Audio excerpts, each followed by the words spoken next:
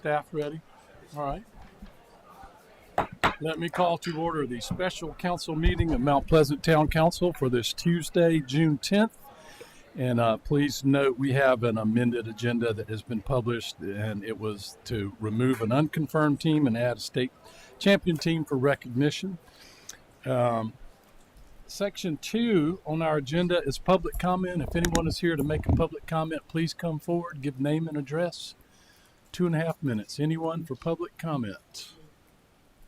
All right, seeing none, we will move on to item 3, which is executive session. Would be for legal and contractual items to discussions, and possible action on pending litigation.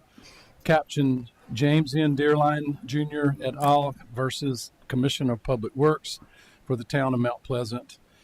And do we have a motion to go into executive session for that reason? So moved. Second. All right, before we vote, after executive session, council may take action on any item, including any subsection of any section listed on an executive session agenda or discussed in executive session during a properly noticed meeting. Our intention is to come back in here at 5:30 and get on with the recognition of the teams prior to our regular meeting. All in favor of the motion to go into executive session for the reasons stated, please say aye. Aye. Any opposed? All right, motion carries. We are in executive session.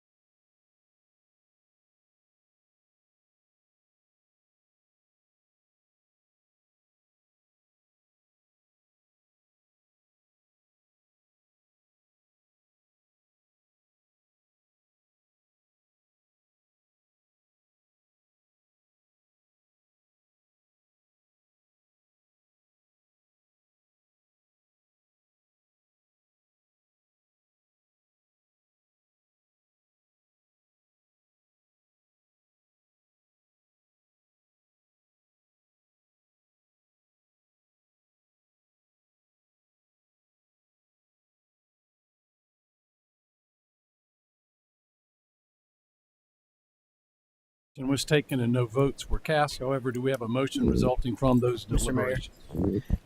I make a motion that we proceed as discussed in executive session. Second. All right, we have a motion that we proceed, which means direct our legal counsel to proceed as discussed in executive session. Is there any discussion? All in favor, please say aye. Aye. Any opposed? All right, motion carries. All right, let's get on with the recognitions. Are we doing them all in this exact order? All right, so number one would be the Recreation Department Unified Swim Team medalist. Woo! A lot of familiar faces.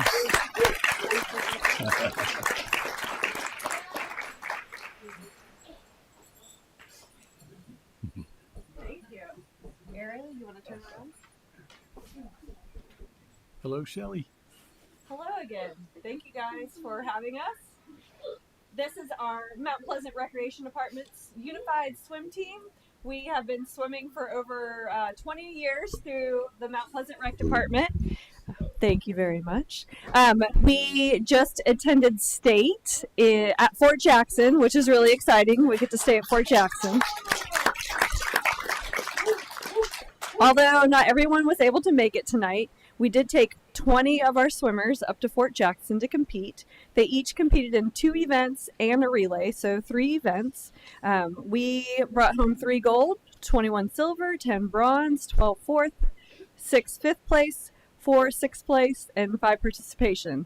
And then also, real quick, we do have Katie Spears, who is one of our swimmers, but she competed in powerlifting and earned 5 gold medals to include overall powerlifter. Yay, Katie.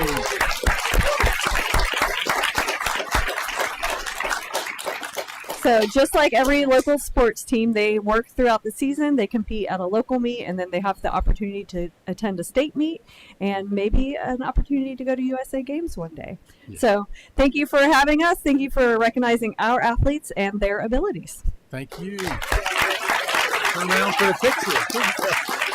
You got to turn around for the picture.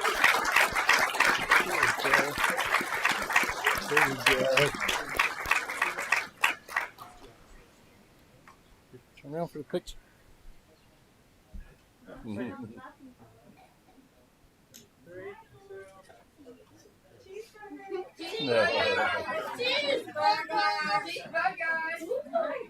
All right.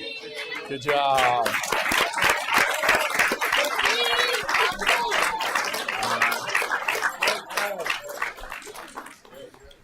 All right, next let's see the Wando High School boys lacrosse champions. Yes. I guess they're out.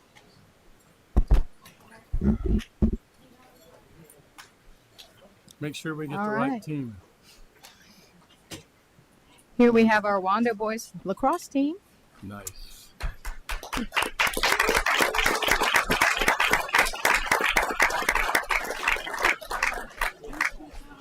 Wando High School has one of the premier boys lacrosse programs in the state of South Carolina.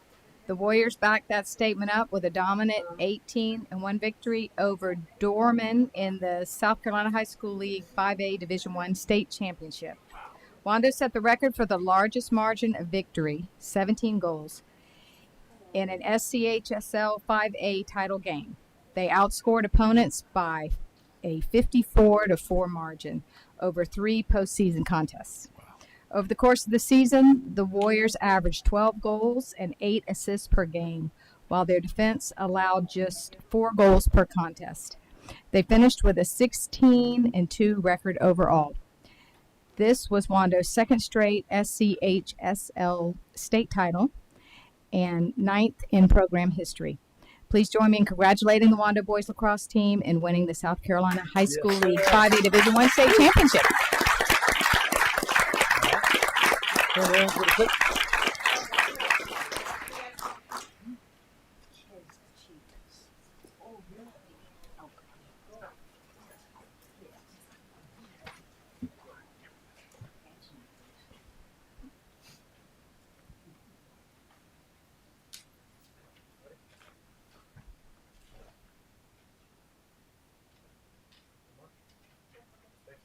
Thank you.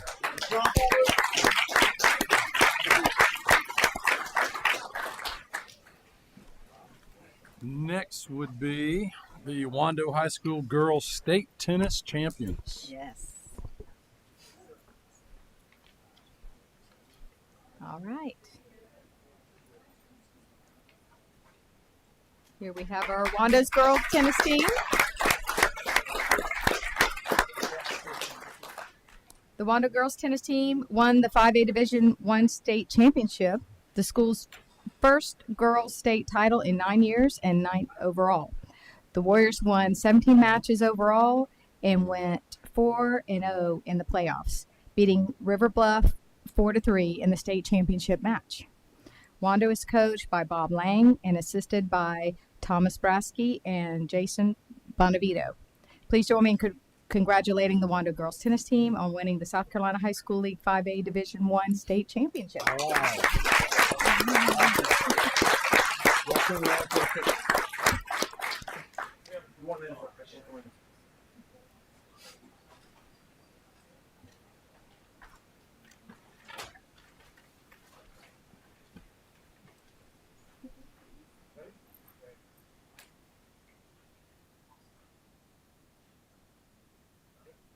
Okay. All right.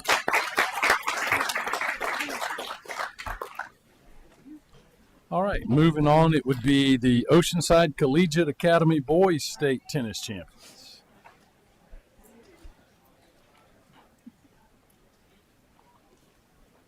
We're going to need a new sign as you drive into Mount Pleasant. Championship City, South Carolina. Yeah, Absolutely. Cities does a little better with that. The Oceanside boys tennis completed a perfect 14-0 season and captured their 5th consecutive state title, defeating Clinton High School 6-0 in the championship match. The team was led by junior co-captain Luke Skillman and senior co-captain Alex Lozano. The season kicked off with a strong performance, winning the prestigious 16-team preseason tournament in Casey, South Carolina. Leadership from the upperclassmen played a vital role in developing the younger players, helping to continue the success and tradition of their tennis program. Please join me in congratulating the Oceanside boys tennis team in winning the South Carolina High School League 3A state championship.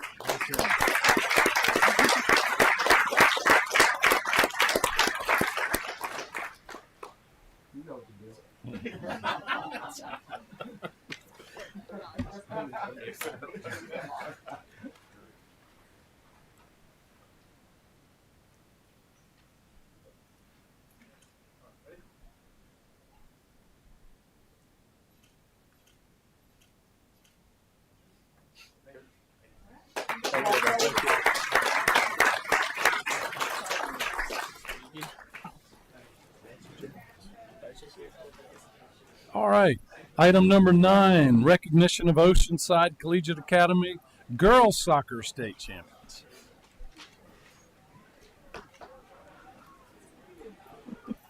Here they come.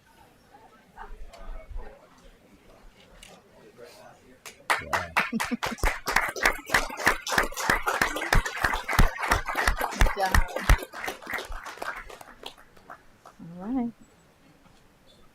The Oceanside girls soccer wrapped up an incredible season with an 18-2 record, capturing both the region and state championships. The team scored an astounding 146 goals while allowing just 6 goals all season. In an extraordinary playoff run, the Land Sharks shut out every opponent through all 5 rounds of the postseason. Wow. The program earned significant recognition with 5 players named All-Region, 5 named All-State, and Ella Petrie honored as the State Player of the Year. Please join me in congratulating the Oceanside girls soccer team in winning the South Carolina High School League 3A state champion.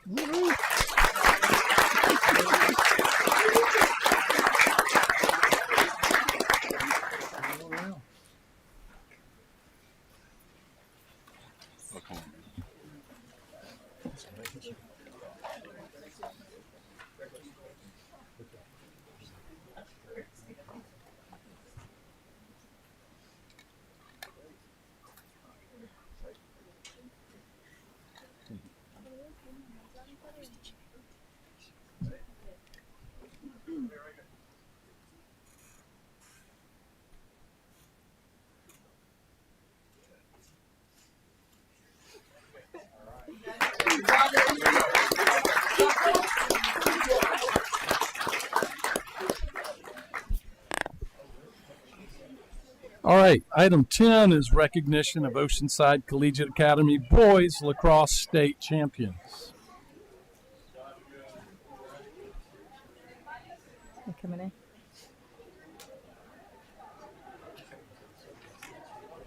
I know, really.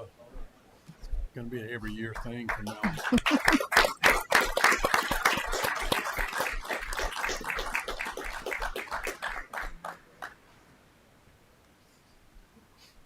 All right.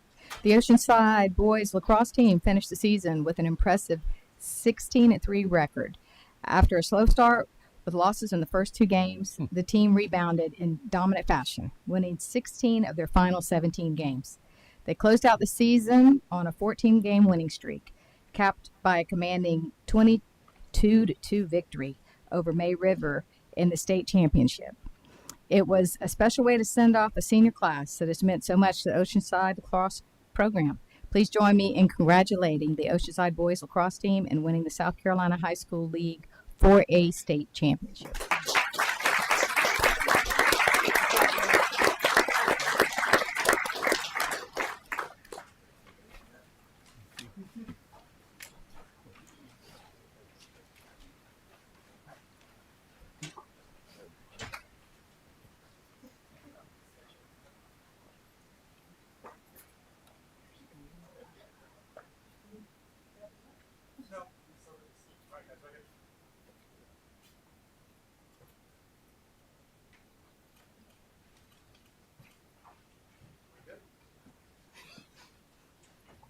Good, thank you.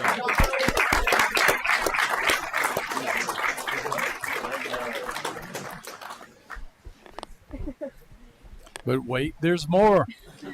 Item 11, recognition of Oceanside Collegiate Academy boys golf state champions. I know, really. All right. This never gets old.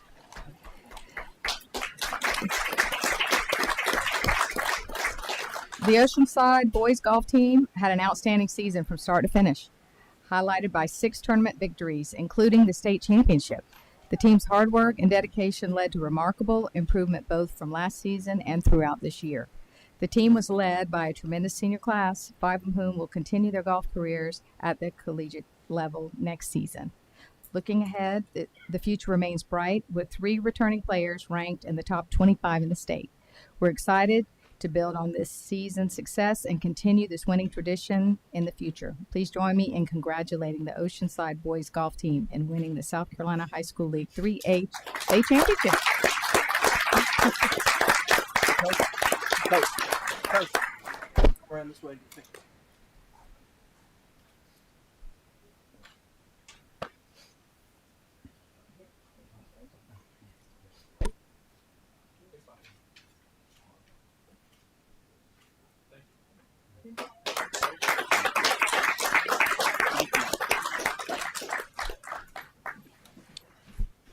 And item 12 on our agenda is recognition of our Town of Mount Pleasant Youth Council members.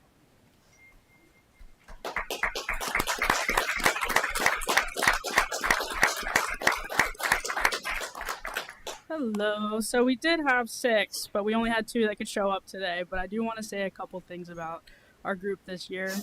These young leaders have exemplified dedication, compassion, and commitment to service throughout the year. In the face of adversity, the Youth Council responded swiftly to Hurricane Helene's devastating impact. Their collective efforts in organizing relief initiatives, collecting essential supplies, and providing support to affected communities who needed it most doesn't go unnoticed. Their involvement extended to the community through volunteering at the Old Village 5K. By assisting in event day coordination and ensuring a smooth experience for participants, they demonstrated the importance of community engagement and teamwork. Furthermore, the Youth Council undertook a significant environmental project by establishing a pollinator garden in the Old Village.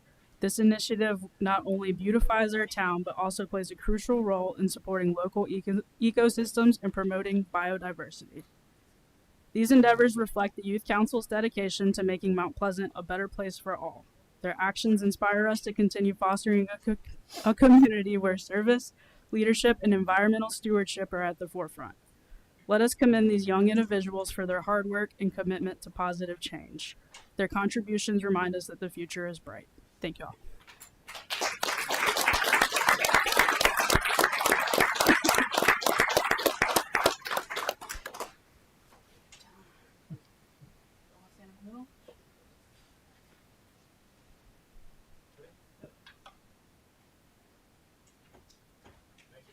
Thank you. Thank you. Thank you. On behalf of all of council, we thank you all for your service and thank you for working with them. Thank you all very much. All right, so item 13 for this special town council meeting is to adjourn, and there being nothing further on our agenda, we will stand adjourned and then we will convene the regular council meeting at 6 p.m. This special meeting is adjourned.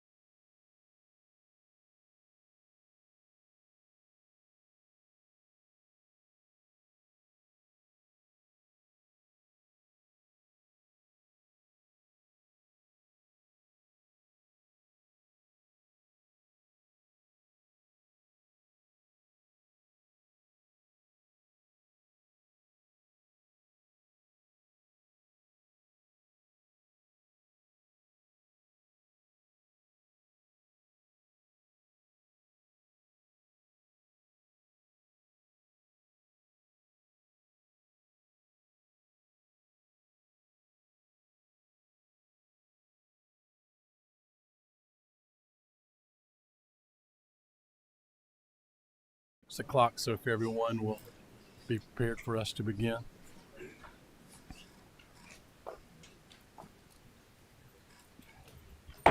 Good evening. Let me call to order the Tuesday, June 10, Mount Pleasant Town Council monthly meeting. It's good to see everybody here. Appreciate you being here. Our agenda has been published and distributed. We will begin with a prayer by Chaplain Mullen, followed by the Pledge of Allegiance by Councilman Santos. If everyone would please stand. Thank you, Mayor. If you'll please join me in bowing our heads as we go to God in prayer. Dear Heavenly Father, we just thank you for the gift of today. We thank you for the gift of the time that you have set aside for this meeting this evening. We thank you for our mayor, our town council. We thank you for all who have gathered in this room and ask continued blessings. For everyone is here today, Lord, to make sure that the land that you have gifted us, that we call the town of Mount Pleasant, that we use it to make it better every single day. We thank you also for the new celebration of the expansion of the new park that we just opened. And Lord, there are just so many blessings that you continue to give us. The words that will be spoken tonight, we ask that they be given with your wisdom and your kindness. Thank you, Lord. We love you, and we thank you so much for loving us. It is in your holy name we pray. Amen. Please face the flag. Pledge allegiance to the flag of the United States of America and to the republic for which it stands, one nation, under God, indivisible, with liberty and justice for all. Thank you. As we move into item number 3, I know there are several amendments to the agenda, and just to make sure we get these right, our legal counsel is going to state them for us so that we get the numbers correct. So, Mr. Pagliarini, if you would. Yes, sir. As been presented, the proposed amendments to the agenda are to move item 7A, which is a consent agenda item, to item 8B3, so that the matter can be discussed, debated, and potential amendments thereto.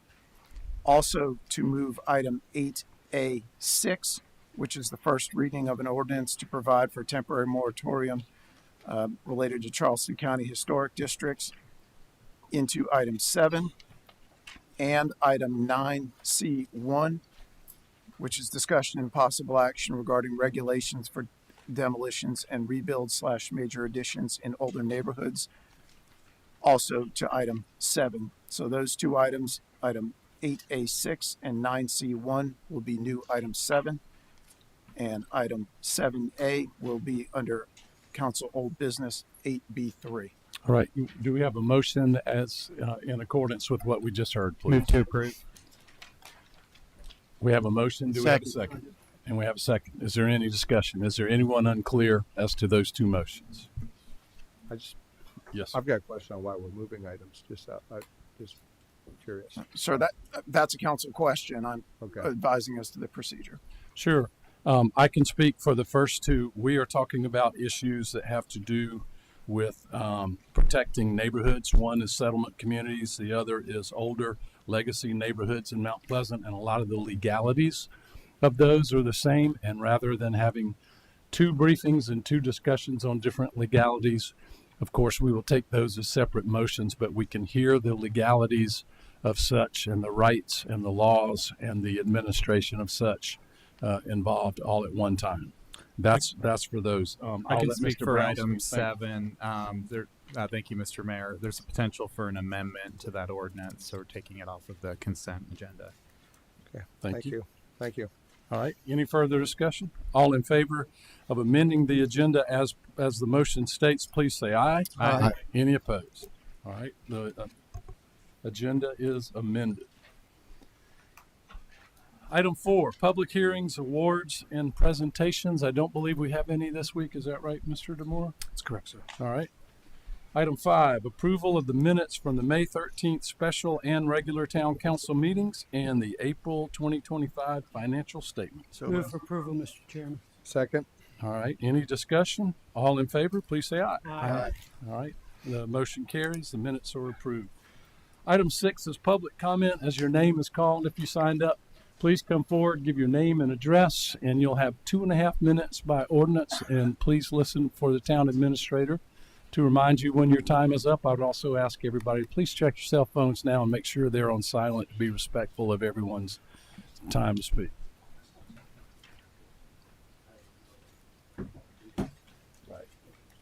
Right. Yeah. Afterwards, if you did not have a time to sign up, you will be given the opportunity to speak. Those who signed up will be called first. Mr. Moore. Thank you, sir. First speaker, Joe Elmore. Good evening, Mr. Mayor and council members. I'm Joe Elmore, President and CEO of Charleston Animal Society. It's a pleasure to be here, and Chief Arnold as well. I just wanted to share with you our 151st annual report. I want to thank Council Members Tinky and Council Member Brownstein for joining us on May 8th with the Attorney General when we had a monumental announcement, and that was the building of the first no-kill state across the southern United States from the Atlantic Ocean to the Pacific Ocean and all of America's heartland. It's a monumental achievement. We couldn't have done it without partnership with y'all, and y'all do such a good job. I was here for the recognition of all those young men and young women as they were announcing all the teams that they were beating in the upstate that I'm from. I just kept watching to see if they were going to mention my alma mater. Thank goodness they didn't. I was happy with that. I think you should build a walk of champions for all of these young men and women here.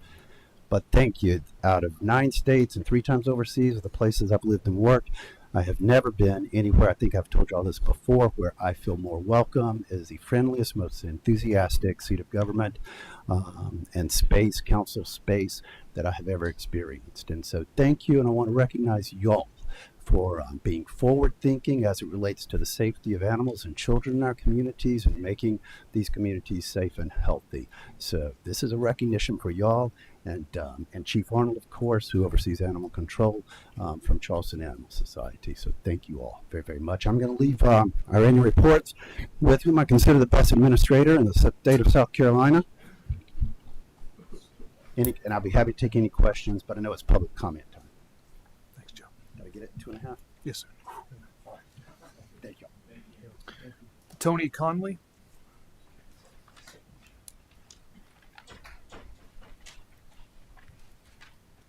Good evening. I'm Tony Conley, 1415 Hamlin Park Circle. I've been attending a number of meetings. I've heard a lot about a lot of different things. One thing that keeps coming up is the settlement communities, and I want to commend you guys for working with them and trying to make this a greater community. Good neighbors make for better neighborhoods. I'm a real estate appraiser, and one of the things I keep hearing is a lot of the people are worried about tax changes and having your taxes increase if they would come into Mount Pleasant. And I just thought it'd be a good point as you take these discussions.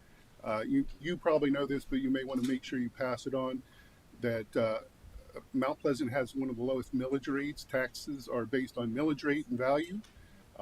Mount Pleasant has one of the lowest millage rates. So all things being equal, if you come into Mount Pleasant, your taxes would be lower. And you can go to the Charleston County Auditor's Office. They have a calculator. You can put the numbers in and see what it would be for yourself. The other factor is value. I haven't done appraisal, and I can't tell you the future, so I can't really talk to that. But that would have to be seen. So just thought I could throw 2 cents in, help people understand that. Thank you. Mike Van Horn.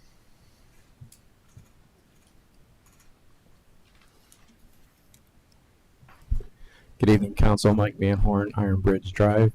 I just want to talk about item 9A as far as the Finance Committee report. When you get to that portion of the meeting, I'd like to make sure that we're taking a look at, say, the Excel file as being one of the options instead of a PDF file that was recommended during the council meetings earlier this week. And then also, if we can, just to sit there and make sure that we put all expenditures on there and eliminate any personal names. So, if somebody's buying lunch, by all means, those receipts are included into that as well, but just eliminate the individual's name that reimbursement was put out to, because I know this all comes from the general fund in that aspect. So, and then the other portion is in regards to 10-4, the as far as the e-bike situation. As a parent, I fully empathize with anybody that has to deal with, as far as whether you're a pedestrian walking on the sidewalks, having these kids, whiz by, but the one thing I want to caution us as the town is when we get to the point as far as implementing penalties, Because again, when we sit there and look at penalties in that regards, we're talking about safe communities and the mobility of everybody. So trying to push these kids out onto the roadways or, the safety of those individuals, I want to make sure that we're eliminating that penalty aspect because again, we have the aspect as far as if they're over the 75 watt aspect, it should be considered a moped. But let's, take a look at that before we really sit there and impose any penalties. That's all. Thank you. David Spedden.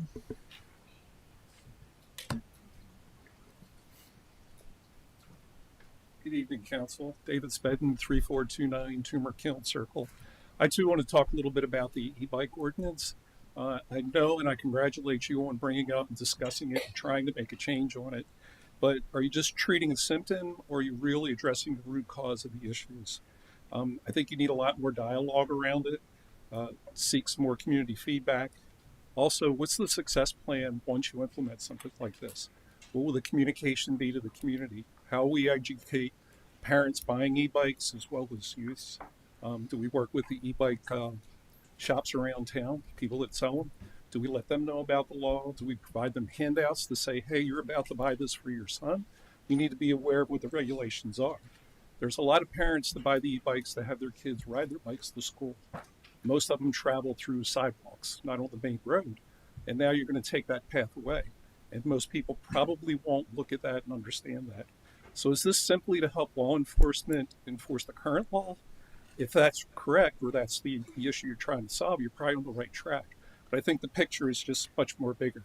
I think you need to look at the law of unintended consequences.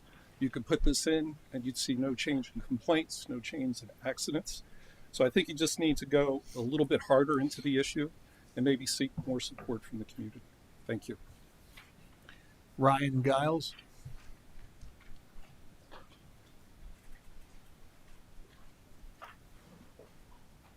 Good evening, members of the council. I'm Ryan Giles. I've lived here for 25 years. I'm a father of 3 teenage boys. Can we get your address, please? Sorry. Address. I live at 1377 Southern Magnolia Lane. I'm the father of 3 teenage boys. The last one just passed through Moultrie Middle School. I've served for the last 13 years as the assistant principal at Moultrie Middle School. The primary safety officer on the campus as the assistant principal. I make sure that the safety plans are in line with CCSD policy and Mount Pleasant Town policy, and of course, what's best for my kids and for your kids. The e-bike amendment or ordinance that is coming up is a passion for me. I would like to work with the town. I've got the support of the 3 principals in Mount Pleasant middle schools at Cario, at Lang, and at Moultrie to speak on their behalf to design something better. I am deathly afraid of going out to stop the buses to let them in the afternoon and watching the 50 to 75 e-bikes that leave our campus in the afternoon. 1 to 2 of those kids wearing a helmet.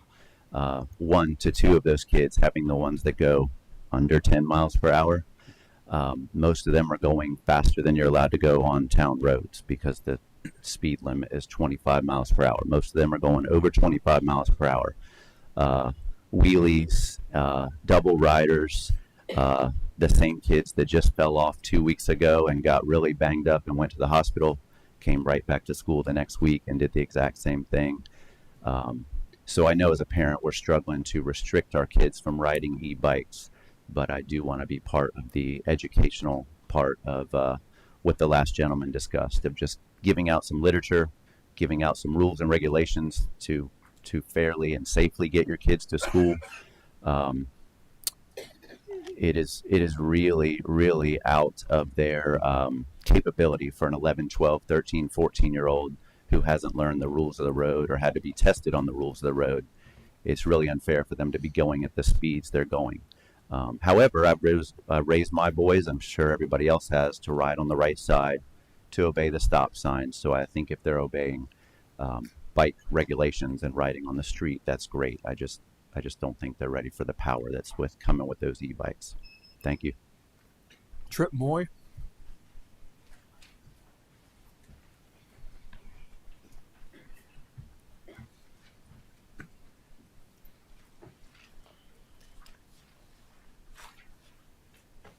Trip Moy, I'm a taxpayer at 618 Pelzer Drive, Mount Pleasant, South Carolina. I just want to thank the council for their time this evening. I'm here to recommend the council supporting the resolution to name the Moultrie Gym after Coach Otto German.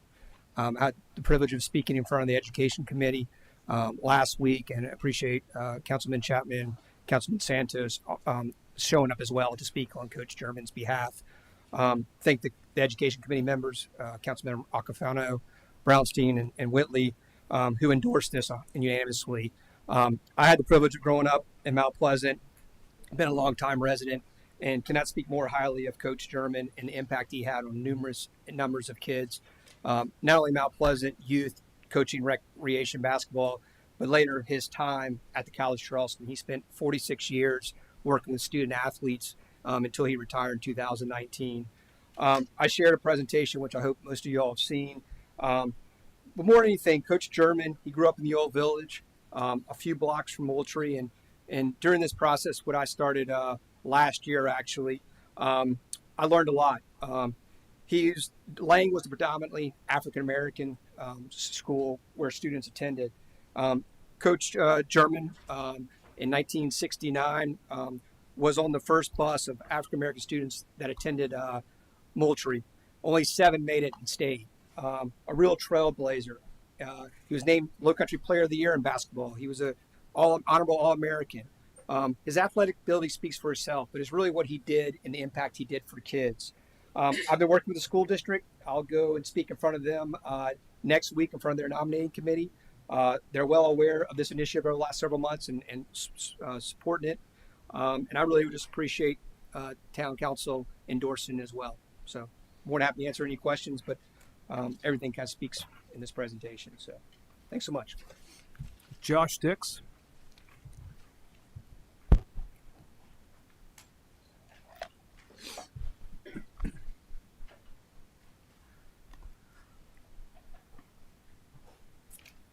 Mayor and members of council, my name is Josh Dix. I'm the Vice President of Advocacy for the Charleston Trident Association of Realtors. And I'm here tonight to speak about the moratorium that y'all are considering for the historic districts. This is an issue that we worked with county council quite a bit on. Moratoriums don't protect communities.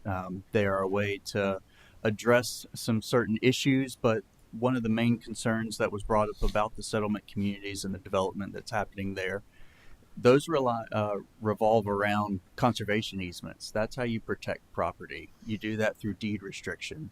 You don't do that by passing moratorium. Y'all have a long history of annexing properties into this town to close donut holes and address consistency of service. This moratorium would kind of fly in the face of that long-standing tradition that the town has. Y'all have an extremely high bar when it comes to development approvals in our region. I would argue that you have probably the most restrictive way of approving developments in our region. That doesn't go away with these future annexation requests.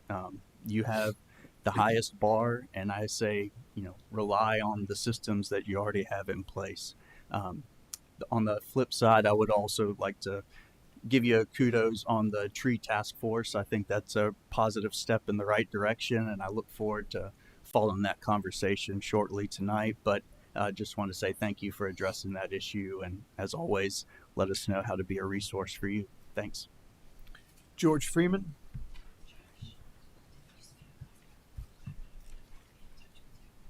Good evening. George Freeman, 1450 Bowman Road. I know everybody thinks I'm coming here to complain about something tonight, but I'm not here to complain tonight. I'm here tonight to follow up on a discussion that you had at a previous meeting when it comes to historic district. I hope you continue to pursue that, because when I was president of the 6 Mile Neighborhood Association, we started annexing, but we did not completely annex 6 Mile community. A large part of the 6 Mile community is still not in the town of Mount Pleasant, so it would be very difficult to do a historic district for the 6 Mile community, because part of it is in the town and part is not in. But if there was a joint historic district that covered, that the county and the town were working together on, then the 6 Mile community could be part of that historic district. and help protect the 6 mile community like all of the other settlements community. Thank you. Katie Zimmerman.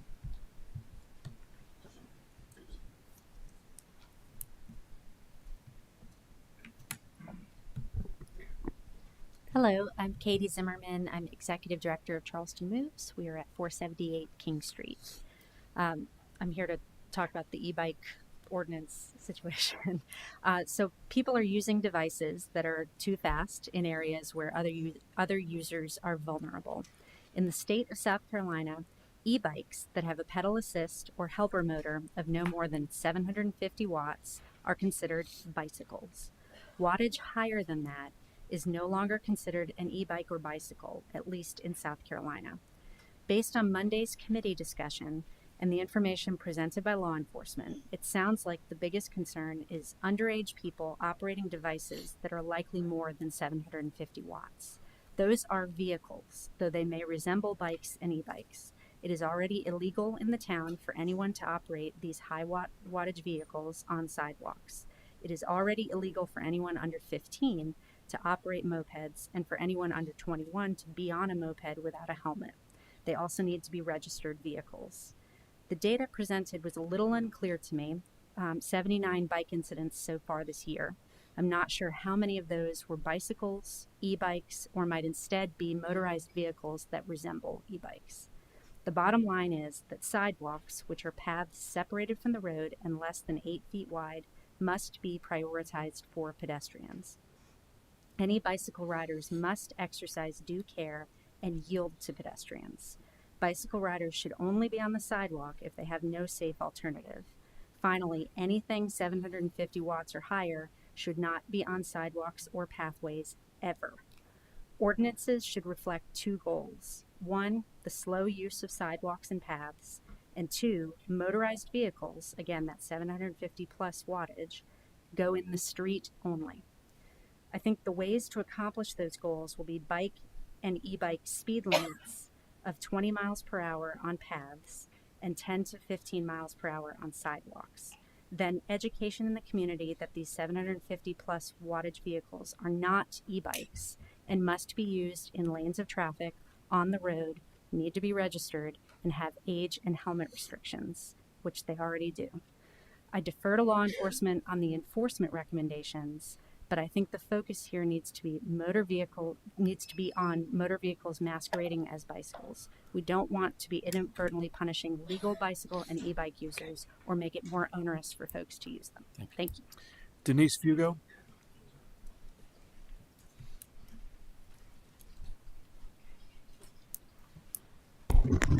Thank you all. And first, I'd like to thank you all for supporting Housing for All Mount Pleasant with the Community Investment Grant. And I'm Denise Fugo, Executive Director. And I've got a big agenda today, so I'm going to go very quickly. First of all, thank you for the tree committee. I teach at the College of Charleston for 11 years. For 3 years, I taught a course on heavy metals in Wall Street. I want you to understand we need trees, and at the College of Charleston, please come down and when it rains, because we have sandbags at every entrance of every door because we flood with 1 to 3 inches of rain.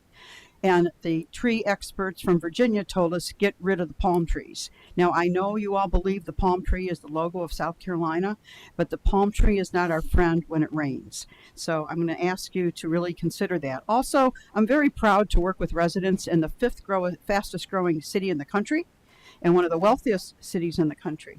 Very honored by that. But I think that requires us to take a leadership position. And one of the things you learn with heavy metals in Wall Street, pollution is really profitable. Cancer rates, we are 5th fastest growing city in the country, but South Carolina is 15th in the United States in cancer. And most recently, you've heard our local hospital saying they're going to expand their cancer facilities because cancer rates have moved up from 33% to 40%. I think there's an opportunity for Mount Pleasant to be working not only with the county, but with the Port Authority to get rid of, we use the lowest grade of crude oil, and we've got increased cancer rates. They already did the study last year. Although aluminum is not considered a heavy metal, believe it or not, it's very toxic for the human body. And I think we've got a pharmacist here that probably knows the medicines used to treat it. The toxicity of aluminum is very high. And what do we have in Goose Creek? 3 or 4 smelters. And guess what? If you have a white or off-white car, you'll see all these little gray things all over the car. They're terrible for you to breathe. And what's the number one cancer in South Carolina? You got it right. Lung cancer. So I'd like to see the town take some steps forward. And then, and I hate to say this, but in my class, I work with the Charleston Waterworks, and every time it rains, Shem Creek gets very, very polluted, the most polluted waterway in this region.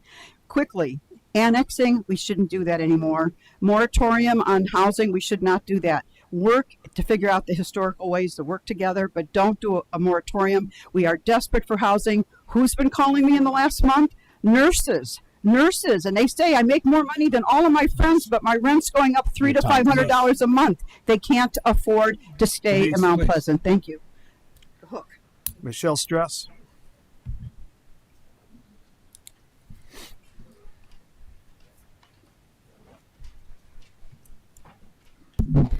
Hi there, Michelle Stress from 545 Veranda View in Mount Pleasant.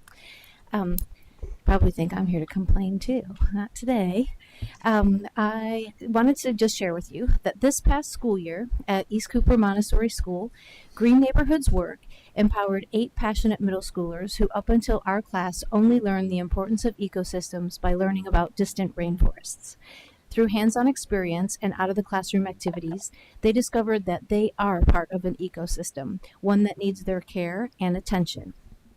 Green Neighborhoods Work set out to gain the garden class students something that they could stamp their name on. We wanted to earn them the National Wildlife Federation Backyard Wildlife Certification. The students built birdhouses, bat houses, bird baths, planted seed, trees, and a pollinator garden, and released monarch butterflies. They learned the harm of the nurdles in our local rivers and alternatives to using plastics.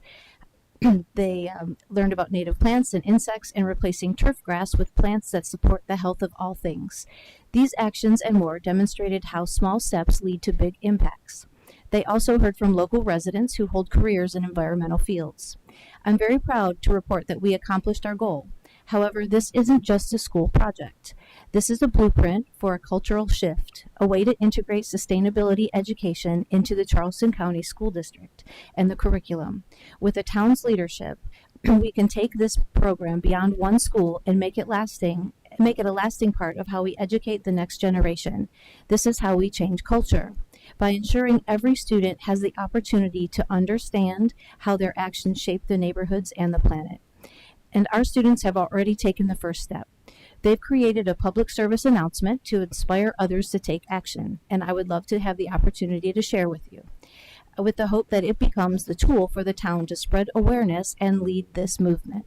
By working together, educators, students, and community leaders, we can make sustainability an integral part of learning. Because when we teach young people the plants and wildlife in their neighborhood is an important ecosystem, we are offering them hope, knowledge, and the steps to change the trajectory of the world we are leaving them. We owe this to them, and I hope you support my goal of adding sustainability to additional schools in Mount Pleasant and ultimately all of CCSD. Thank you. David Quick.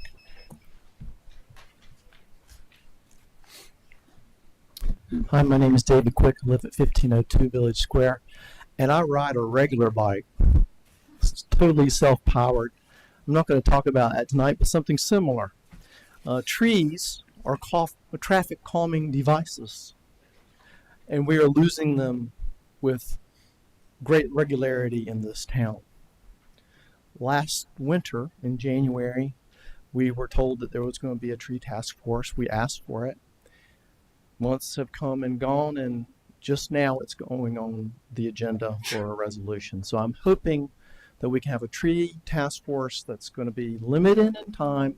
It's going to make some recommendations, not only on some more ordinance changes, but how we can protect them through enforcement issues and our efforts to reestablish the canopy in Mount Pleasant, which is quickly diminishing. So I urge your support of the resolution, and I do hope that part of that discussion will involve some details as to where we go from here. I'd like not to wait another 6 months before we actually convene this task force. Along those same lines, I attended 3 BOZA meetings recently and was astounded at what I witnessed.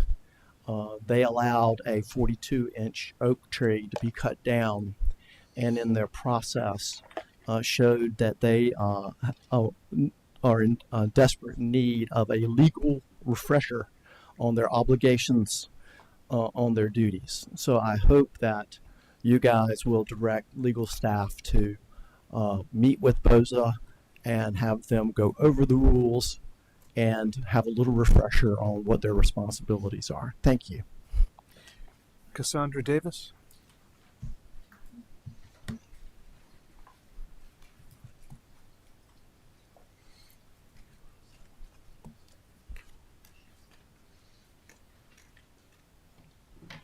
Good evening. My name is Cassandra Davis, and my address is 1148 Hero Road, Mount Pleasant, South Carolina, 29466.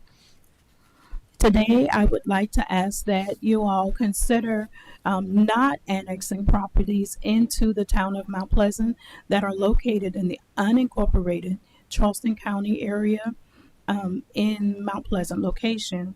And the reason I'm asking that is one, land use. The median income inside of Mount Pleasant, South Carolina at this time is currently $121,364. In unincorporated area is $74,520. And give me a moment, please.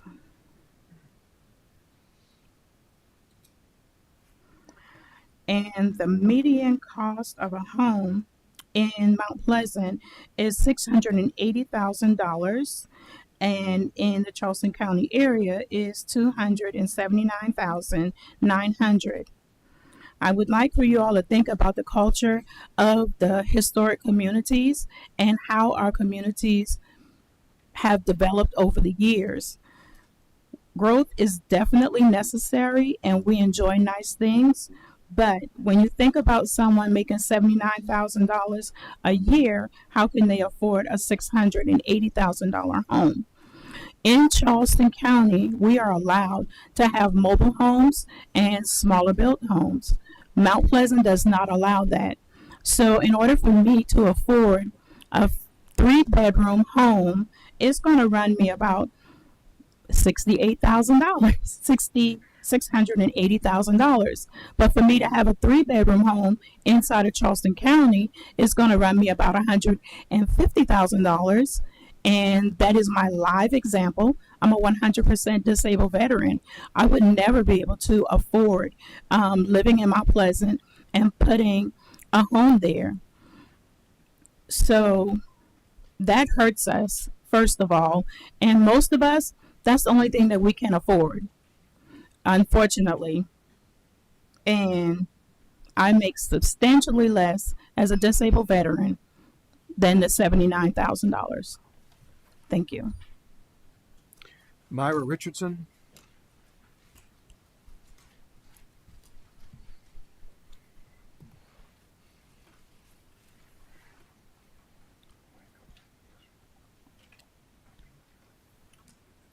Good day. My name is Myra Snipe Richardson. My address is 2755 Earl Johnson Lane. I'm the current president of the Hamlin Beach Community Association. We are here before you because of the moratorium. We also are talking about forced annexation for sewer. The sewer line was placed in our community after Hurricane Hugo with federal dollars. Now we're using the same infrastructure to force us into the town of Mount Pleasant because we're close to Hamlin Plantation. The Hamlin Beach community, prime example of why we need to slow the process down, was 2790 Hamlin Beach Road. It made it through the first reading in this committee. We found out that they did not have a clear title. That was in April. It was taken off the agenda because one of the descendants of that property never signed off on it. The question is always asked, well, what can we do because we don't have property that's already annexed into the town of Mount Pleasant? In the Hamlin Beach community, there's over 12 acres, heavily wooded 12 acres, that has been already annexed into the town of Mount Pleasant. 1410 Ida Road, which is off of Boston Grove Road, TMS number 7000090, 3.45 acres. They came before you in December 23. Wanted to change it to a PD. Thank goodness you made it a CC. Since then, they have acquired the next lot over, which is 3.888 acres. 577000086. That property is up for sale for over $3 million. If those properties are cleared out, and you also have another tract, 577000318, 2.29 acres, almost 3 acres. 12 acres of property that's heavily wooded. If you do not protect the trees in that area, it will be overwhelming for our community because everything will funnel onto Boston Grove Road. We're asking you to stop forest annexation, slow down the process, protect our wildlife habitat because it helps with flooding and mitigation. We need protection before we're wiped out. We have to put something in place. Don't let the wildfire destroy our communities and then say we need a fire department and firemen. Thank you. Mr. Mayor, that's all I have on the list, sir. Is there anyone who did not get to sign up who would like to speak, please? Yes. Come forward, give name and address. 2.5 minutes, please.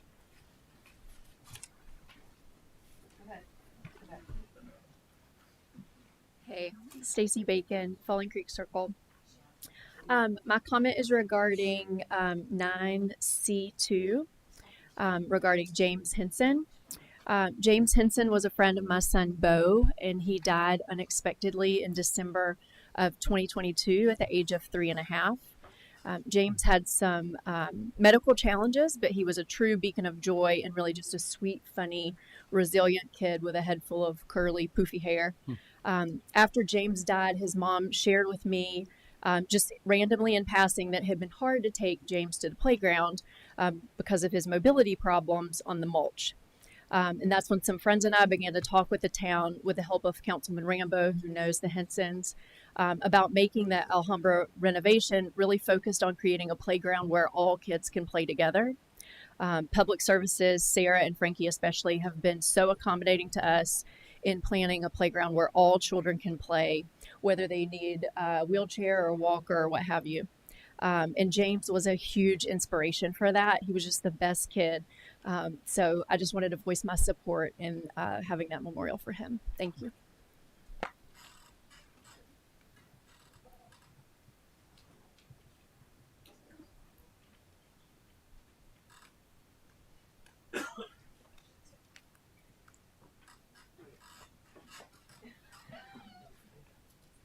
My name is Chamberlain Chestnut, and I live at 183 3rd Avenue in Charleston, South Carolina. I'm the owner and the applicant of 3638 Tacoma Road.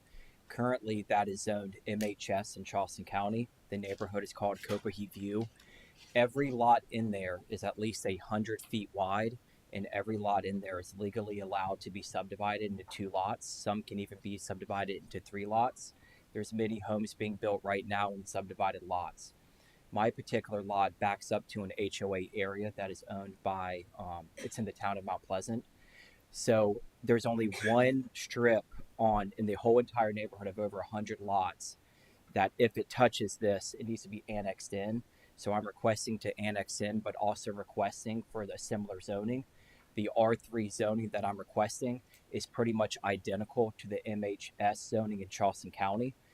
So that is why I'm requesting that zoning. My lot is abnormally large. It's just over half an acre. The lot sizes would be 55 foot wide each by 185 feet long. If the rezone does get denied, that means that all the neighbors that don't touch the town of Mount Pleasant land can subdivide their property, but only that one little narrow strip of homeowners wouldn't be able to. So it would devalue kind of that whole strip of land versus their next door neighbor across the street does have the ability to subdivide and also receive water and sewer. The reason why I have to annex and subdivide is to receive that second water and sewer system. When I first bought the lot, I went to Charleston County not knowing it backed up to this HOA parcel. And they said, hey, you can subdivide it. So then I went to Mount Pleasant Waterworks, and they said, yes, you can subdivide. Go ahead and pay us for your second water and sewer tap fee. So I went ahead and paid Mount Pleasant Waterworks for that second tap. And then now we found out that I need to annex in and subdivide before I can actually get that service. So again, it's identical to what everything else is owned. So that's why I'm requesting that. Thank you for your time. Next, please.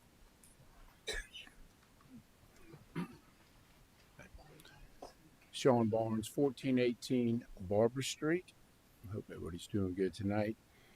I'm asking for a 60-day pause on detached structures in legacy neighborhoods. This isn't about stopping growth. This is about maintaining and getting what we're talking about now. Everybody's talking about these changes were not right. Y'all can do that. 60 days, because we're still going to be working on what we're working on. I've reached out to both of these men on either side because they could do,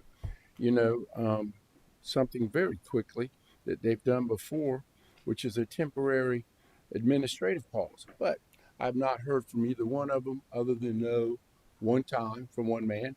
And then my question would be, why is this? Why are they doing this? Because it doesn't seem like they're doing anything for us. It seems like they're doing something for somebody else.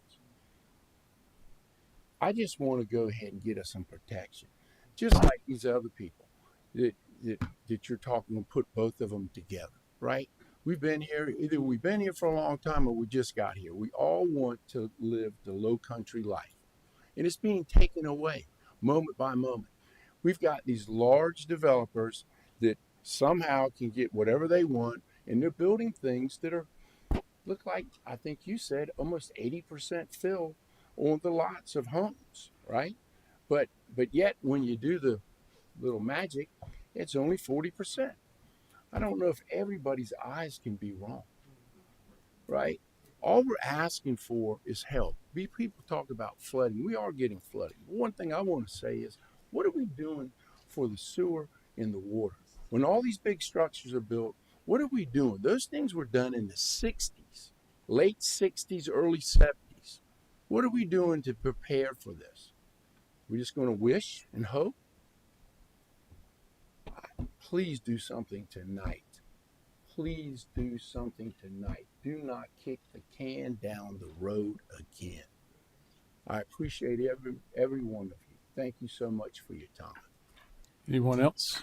No outbursts, please. We don't allow claps and we don't allow boos. So let's all get along. Thank you.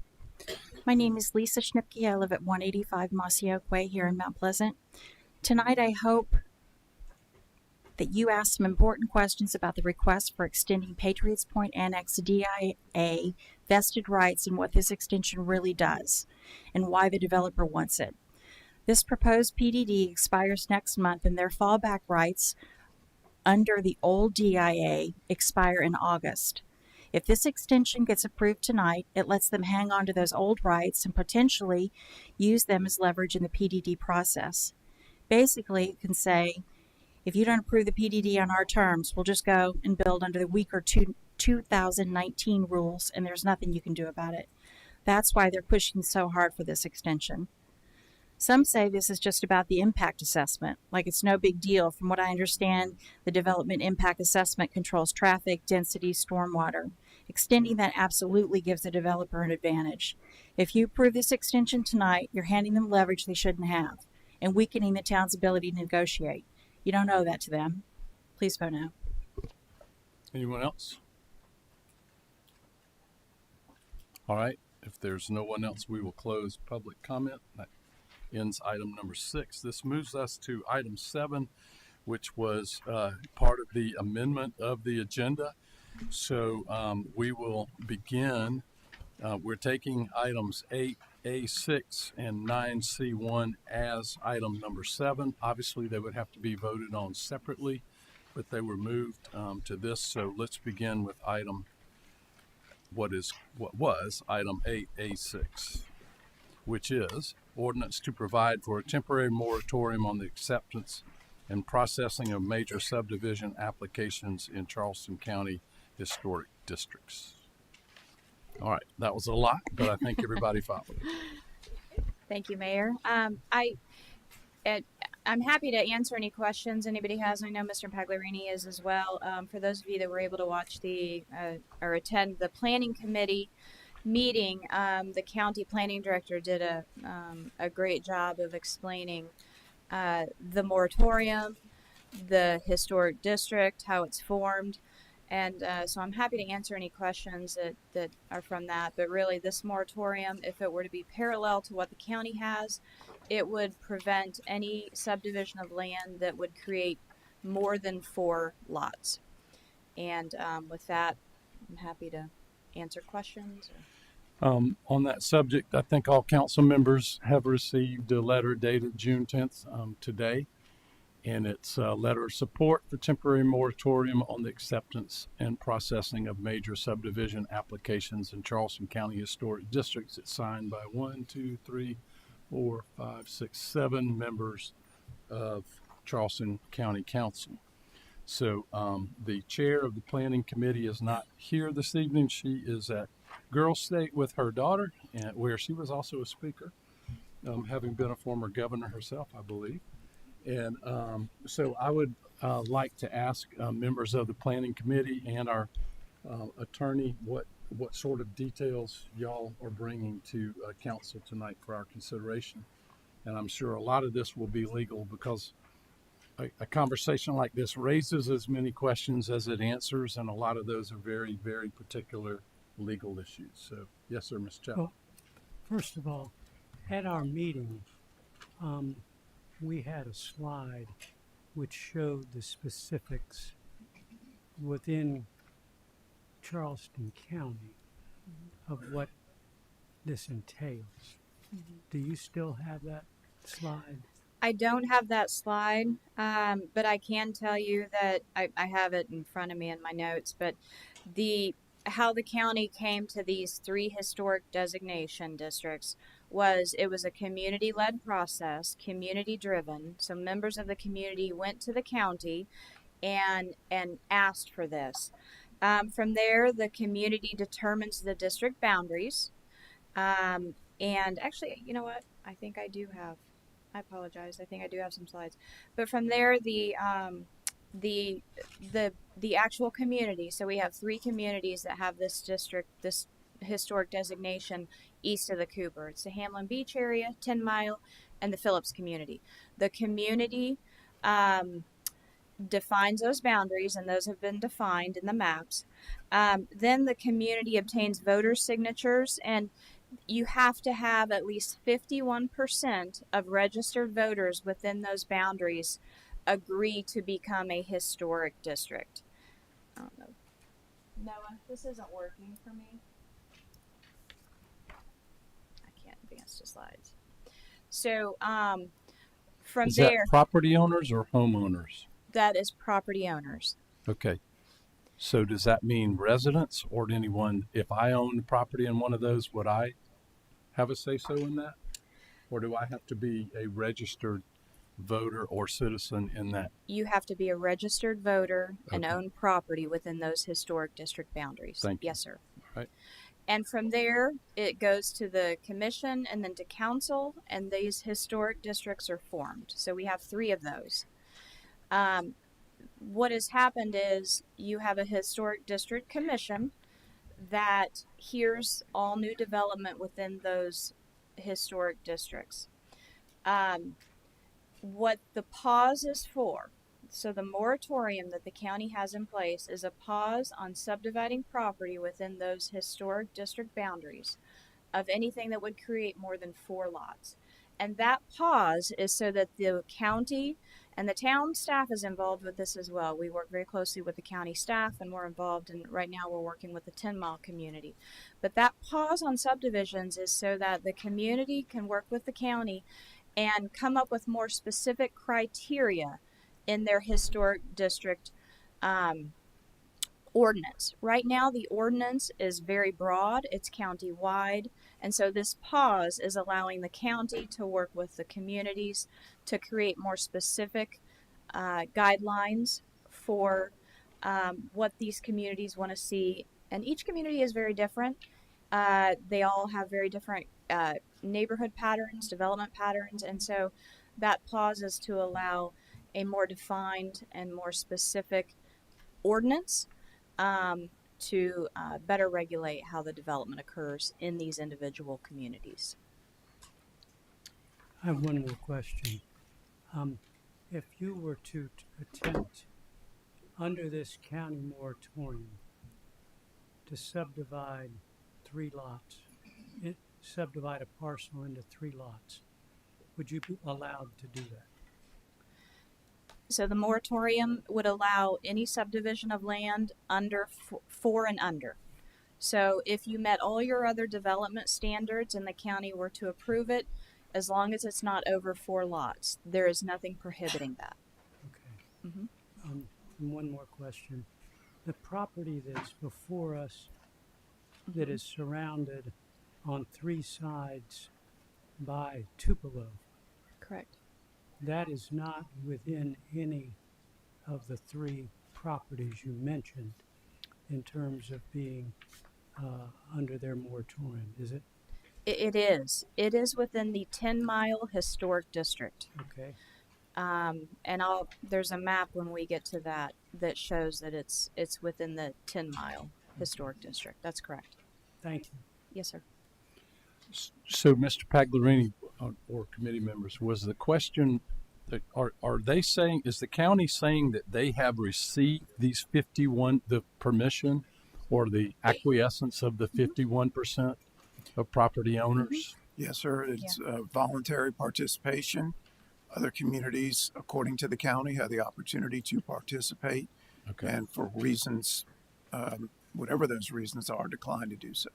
So if the town were to do one, would we be required to do the same? 51% of the same description of property owners who are in the town of Mount Pleasant who happen to be in a settlement community. To create our own district? Yes. I believe that was the methodology that they used just to create the district. I'm not aware of any state requirements or state law requirements, Okay. but we could set boundaries accordingly. That is the method that the county elected to use. Okay.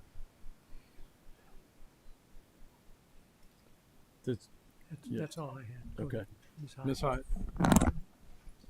I guess the conversation for the committee is, does the town want to move forward with establishing a similar historic designation for these communities? And so that's the first question. And then if we do we want to align a moratorium along with the same dates as the county so that we can work on that process?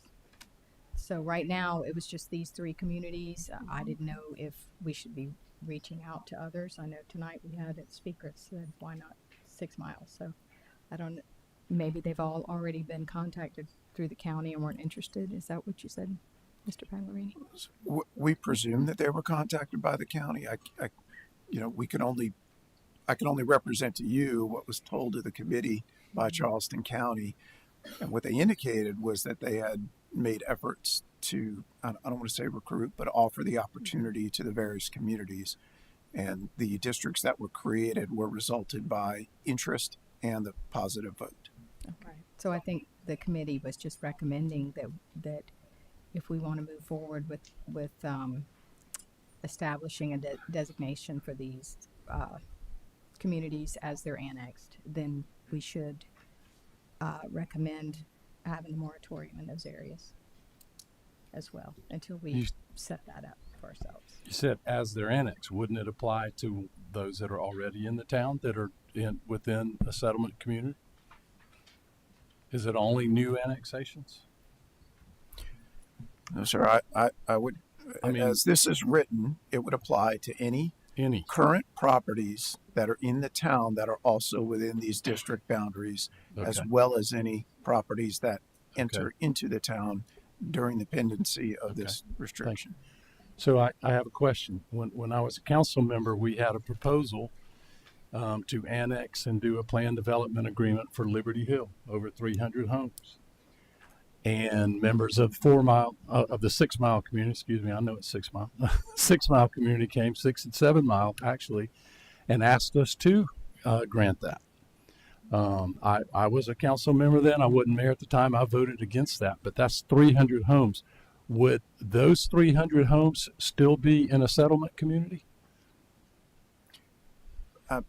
In this I'm just asking, when is something no longer in a settlement community like a Liberty Hill.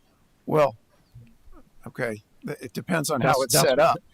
Settlement communities are generally outside boundaries, Right. not parceled out within, meaning if you have consider a circle, and right. if it is in that community and it is designated, of course, the county can only enforce county legislation and we can only enforce town legislation. So it depends on how it's defined and what rules it's subject to. So unless there is a matching provision with the county and the town, then in theory, it could be removed from that historic, unless there's some sort of overlay that would apply accordingly. Because as we try to answer all these questions, if we have large tracts of land that have been developed that are technically still within those boundaries, right? That's really not what everybody's intending here, because those are not traditional settlement community uses. That's just what I'm asking. Right. Yes, sir. And if the town moves forward, as Ms. Hyatt said, the decision is whether to move forward, create districts, and what restrictions.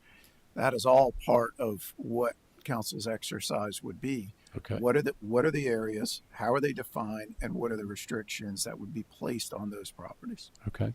And Mayor, I would Yes. offer that we have many more settlement communities. This moratorium only applies to those communities that have been designated historic with the boundaries like you see here.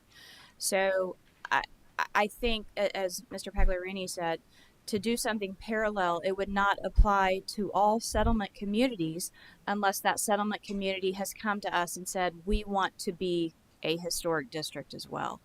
Right. Mayor, if I could also speak to that. Please.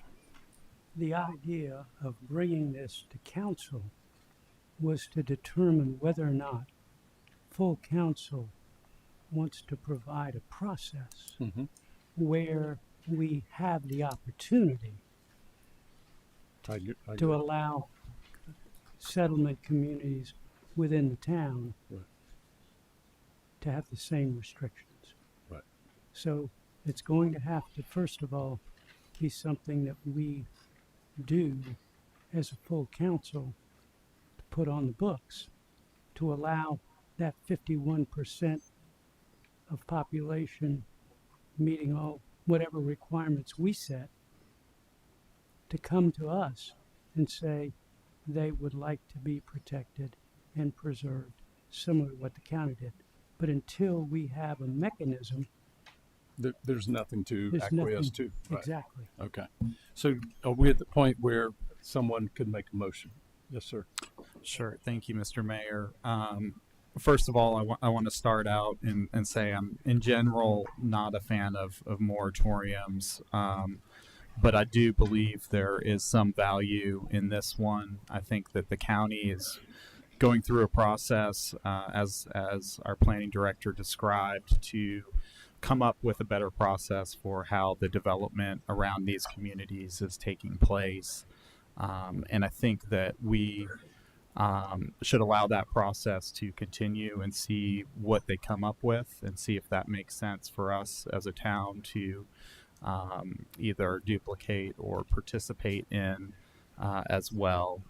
We've all, I think, any of us who have been here for some time have seen these communities be chipped away at over time. And so I think that we do have some duty to see if there's a way to preserve what makes those places special, and those communities, I think, in turn make Mount Pleasant special as well.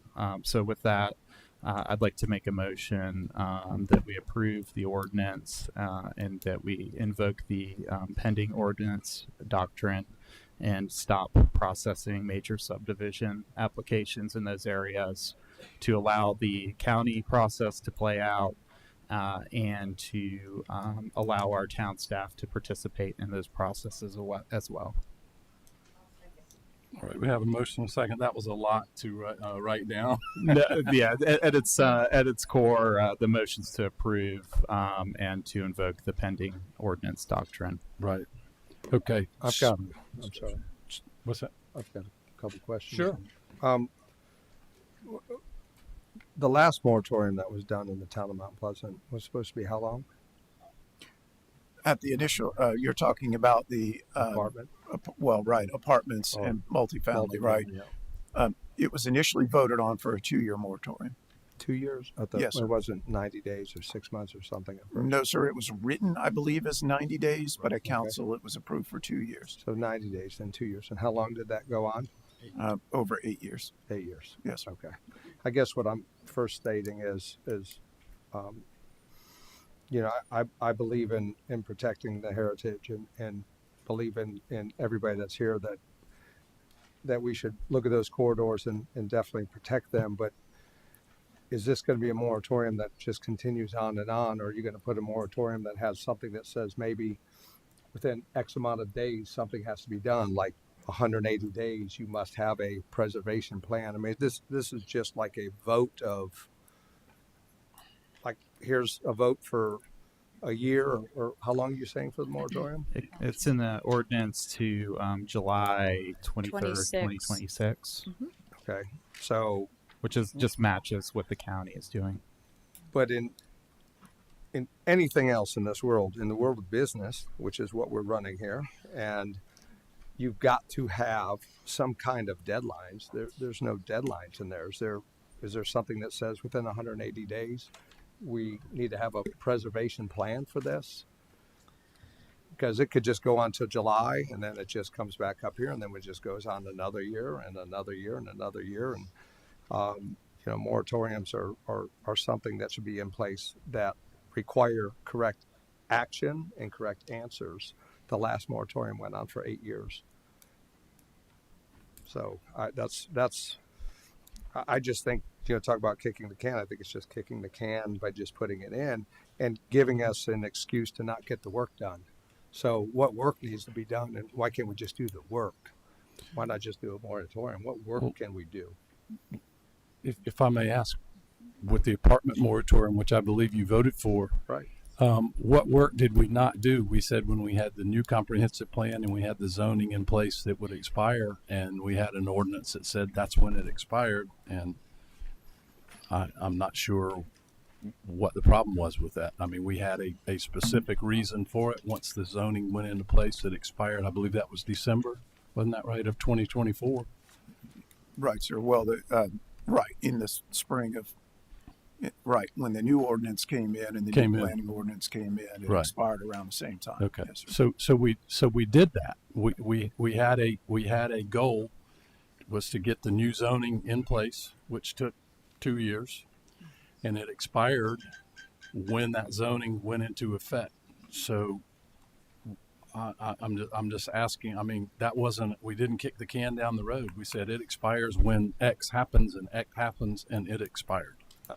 I guess what everybody up here voted for it. I agree with that. I get, well, it was a challengeable moratorium, but I guess what I'm stating is what work has to be done. I mean, you could deny annexation if you wanted to. I mean, that's one easy way to do it, or we could follow the comp plan. I'm just asking what other ways this can be done without relying on the county council's answer and when they're going to actually get things done. So, yeah, I mean, I'll take a crack at that. I think that the issue is that the county is kind of midstream on all of this right now, and that they've got these studies of the individual settlement communities ongoing. So I think that if we annex in land from those areas, allow it to be subdivided into large-scale development, that subverts the very process that the county is undergoing right now. And then I just have one more question then. So you can't divide a lot into any more than 4 buildable lots, no matter the acreage, correct? According to the county's moratorium, yes. Okay. Can you take a lot, if I had 4 acres, and ask to carve off an acre and make it its own plat in the county? I'm sorry. Yeah, if you had 4 acres, and I said, listen, this is one plat, this 4 acres, right, and I want to carve off 1 acre and I'm going to keep a 3 acre plat and a 1 acre plat and create a second. So create 2 lots? Yes, sir. Correct. That would be appropriate. And then you could then take and put 4, divide that 3 acre into 4 and the other acre into 4 or not? It's my understanding that you could not. So I think what you're saying is, if I understand it right, is subdivide one off and then develop them as if they were 2 separate. Right. Yeah. I think what the county is probably looking at, which is what we would also look at, is the parent tract. That parent tract would be what is before that 1 acre is pulled out. So we would look, presumably the county would look at it the same. They would look at the parent tract, what is coming before them. You cannot create more than 4 new lots out of that parent tract. So you couldn't put one over here, put one over there. It's the same idea. So presumably that's what they would do. And is this moratorium going back to planning after this? Or is it just a moratorium at that point? This is first reading, sir. This is first reading of an ordinance. Okay. It will require final reading at the next I council guess what I meeting. ask is not just to put, if you're going to put Right. a moratorium, I think there needs to actually be some Right. actionable And Mayor, 180 days, 360 days, things to be done. and what we could do, and that's a great point. What we could do is, if the moratorium's put in place, as we continue to work with the county on their process, we can provide the planning committee or town council updates on how that process is going and the progress that's being made. And that way you have a sort of a progress report on what's going on with that. And then if we need to reverse course or if we need to do something else, you guys will have those updates. If we're vowing to protect an area in the town of Mount Pleasant, then I think that we've got to move forward no matter how long the county takes, I guess is what I'm saying. Yes, sir. So if they take 3 years, and if we could do what we need to do in a year, we should do it in a year. Yeah. Mr. Ackerphone, if I could try to help you. The whole idea of bringing this to full council was the committee wanted to see if full council wanted to start the process of doing exactly what you said. In other words, first of all, do we want to create the opportunity to have a professional development and historic designation for properties like the county has done? It's going to take another ordinance coming to council to do what the county has done. And so, but what the idea is yes, if somebody comes to the town with one parcel out in the county, the county's ordinance says they would let them go ahead and develop it. But if it's 4 or more, they would. But we need to have our own process. The idea about this short term, and I say short term because it, I think, can be very short term given what the county's already done, and bring something similar to council to have, to hang our hats on for any other properties that want to come in. So the idea about this moratorium is short-lived once we bring the ordinance necessary to do what the county has already done to help settlement communities. And Right. you're right. It should be short-term for us to get that done. And it's in the motion that the current date expiration is July 23rd, 2026. All right, so this is first reading. I think everybody knows what the motion is. This will go to planning for work. Are we prepared to vote? All in favor of the motion, please say aye. Aye. Any opposed? All right, motion carries. First reading ordinance number 25035. Okay, so now what was item 9C1, discussion and possible action regarding regulations for demolitions and rebuilds or major additions in older neighborhoods. And 2 things. I supported putting this, amending the agenda and putting these together because although the neighborhoods are different and the county's not involved in this, the purpose is the same, and that is to protect neighborhoods that are getting overrun by, it may not be new development, but it's redevelopment. and to find out legally what tools we have to do that in the meantime. And remember, the last motion we just voted on invoked the pending ordinance doctrine as well. So if we could pick up the discussion that the planning committee had on this, and when we say older neighborhoods in a general term, for those that are seeing this for the first time, they're not covered by an HOA. They're not covered by the historic district. So this is not for the old village proper. It has its own commission. This is for neighborhoods that the only protection they have is from the town government. Otherwise, we wouldn't have to do this. We'd prefer if we didn't have to. Too bad. I know HOAs, nobody loves an HOA, but nobody wants to not have one either. So, we are going to have to function in this role for these neighborhoods. And that discussion will be, which neighborhoods does this apply to? I think we have a map and all of that. Again, the chair is not here from the planning committee, but Ms. Reed, if you would like to sort of pick up with what we are being faced with, and then council can deliberate and take action from there. Yeah, I'm happy to go through what I presented at planning committee, and you all should have been provided with a committee report which kind of jumped to some options to consider. But you're right, we do have an area already defined. The area you see, except for this, which is the old village, but these other neighborhoods that you see are already geographically defined in our ordinances, and it's called the Neighborhood Preservation Overlay District. This came out of a combination of two things. We had this SR2 overlay district, and when we had our impervious surface coverage overlay district. When we did the zoning code rewrite, we combined it all and we expanded it. So it includes Shimwood, the Groves, Cooper Estates, and Bayview, as you can see.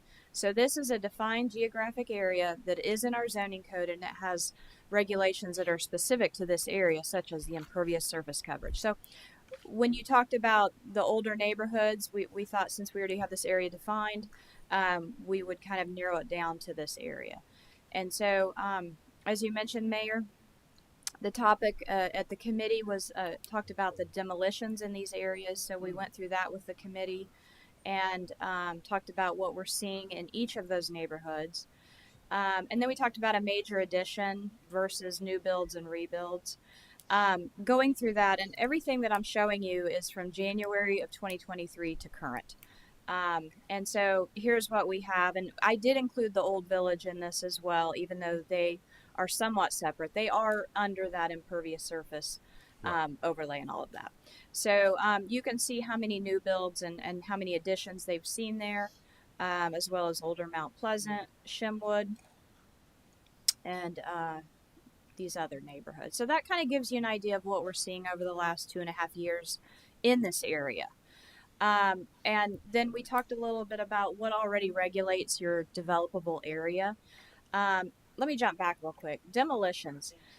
The best way to really protect or to prevent a demolition is if you do have a historic structure. So to really accomplish preventing somebody from demoing a structure, you would need to have that survey. It would need to be designated as historic. Beyond that, there are things you can do to incentivize perhaps people from not demoing, but as far as outright prohibiting it, it's very difficult without a survey and a historic designation. So as far as rebuilding, additions, all of those sorts of things, you have all of your development standards that regulates that. So you have your height setbacks, your lot coverage within this area, you have your impervious surface, and then we also have our trees and our tree protection zones.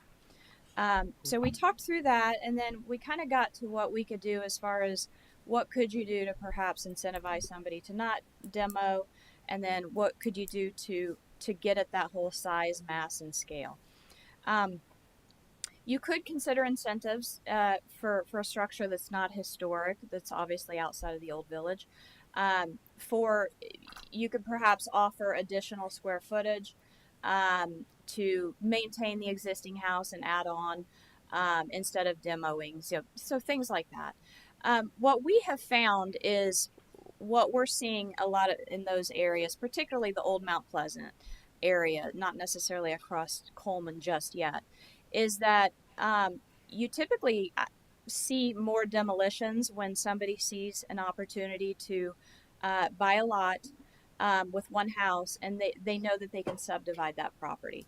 So if I know I can subdivide this property and get 2 buildable lots, I'm more likely to demo the existing structure. I'm going to get 2 new houses out of it. That's something that we could perhaps look at in those defined areas. As far as new builds and rebuilds, the thing that we kind of threw out was the old village already does BAR, building area ratio. And what that essentially does is limit the size of your house, but not just your house, any detached accessory structures as well. So it could be that what we're doing already in the old village could be expanded out into those other neighborhoods, where anytime somebody wants to come in and build a house, they also get, during the review process, we make sure they meet that BAR, which is a maximum of, I think it's a maximum of 5,500, and that includes not only your primary structure, but detached accessory structures that are over 144 square feet. You could also further limit other development standards. You could lower heights, you could further limit lot coverage, impervious surface coverage. It is at 40%, and that's checked by our engineering division every time we have a house come in that area. But that could be reduced. It could be reduced to 35 or 30 or whatever. And then you could also further limit setbacks. So those are some things that we talked about that was for consideration to the planning committee. And I'm happy to try and answer any questions that you may have. I'd like to mention one thing as chair of the Flood Resilience Committee is that there are really 2 questions here, I think. One is quality of life, what's behind you, where there used to be a 1,700 square foot home that was built in the 1950s, early 60s. All of a sudden you have a very new, very different size, different scale building. I know we have limits and everything, but I'm sure architects are smart enough to, we're talking impervious surface. We don't have a square footage limit on it. And that's one thing that I think we need to consider. But the other is we just lost a $5.5 million federal grant to fix the second biggest drainage problem in this part of town. And, that 40% rule is great. It has been great. We had a demonstration to the committee of how it's calculated and everything. But I would not have any problem with us taking a look at changing that. And reducing it from 40 to something, because the thing about stormwater runoff is every other taxpayer, every other citizen has to deal with it and has to pay to fix that. So when you come in with all this new roof and all that, even if you're under 40%, you're still putting out more stormwater than used to be there. And that's why these limits, I think, are something that we can take a look at.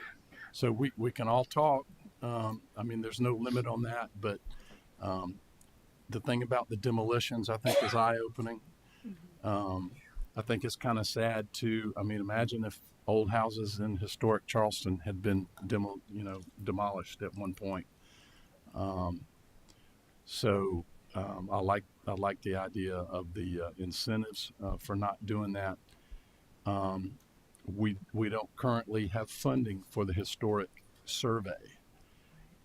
We took that, if you weren't watching, and applied that to the budget to fix the drainage. So, these problems kind of are the domino effect. So, to the members of the planning committee, is there a succinct way that somebody can make a motion that we will discuss and vote on, and see if the will of council is there to move forward at developing some of these things? And Mr. Legal Counsel, is there a way that we can have something like we just did for settlement communities, a pending ordinance doctrine, or a pause that is voted on by us, not anything that's in the system? People who played by the rules would get their permits. But while we are deciding what these new rules are, that there's not a rush. if we can go back to that map in Old Mount Pleasant, it was what, 45 demolitions and 35 additions?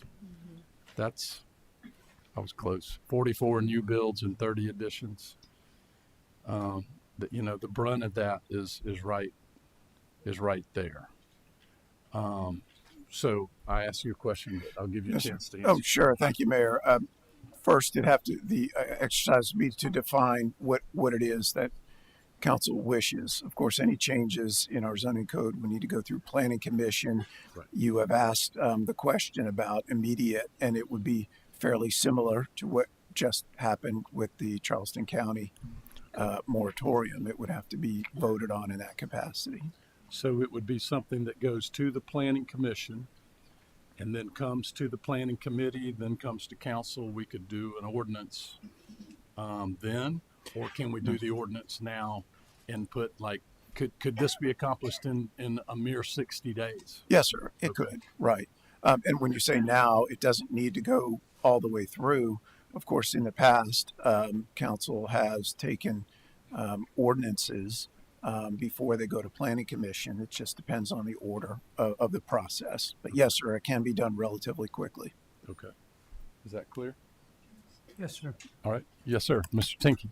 Ms. Reed, Yes, sir. my understanding is even though we talked about the Old Village Historic District and there wasn't, the funding was paused for that for other purposes because of the loss of the 5 million.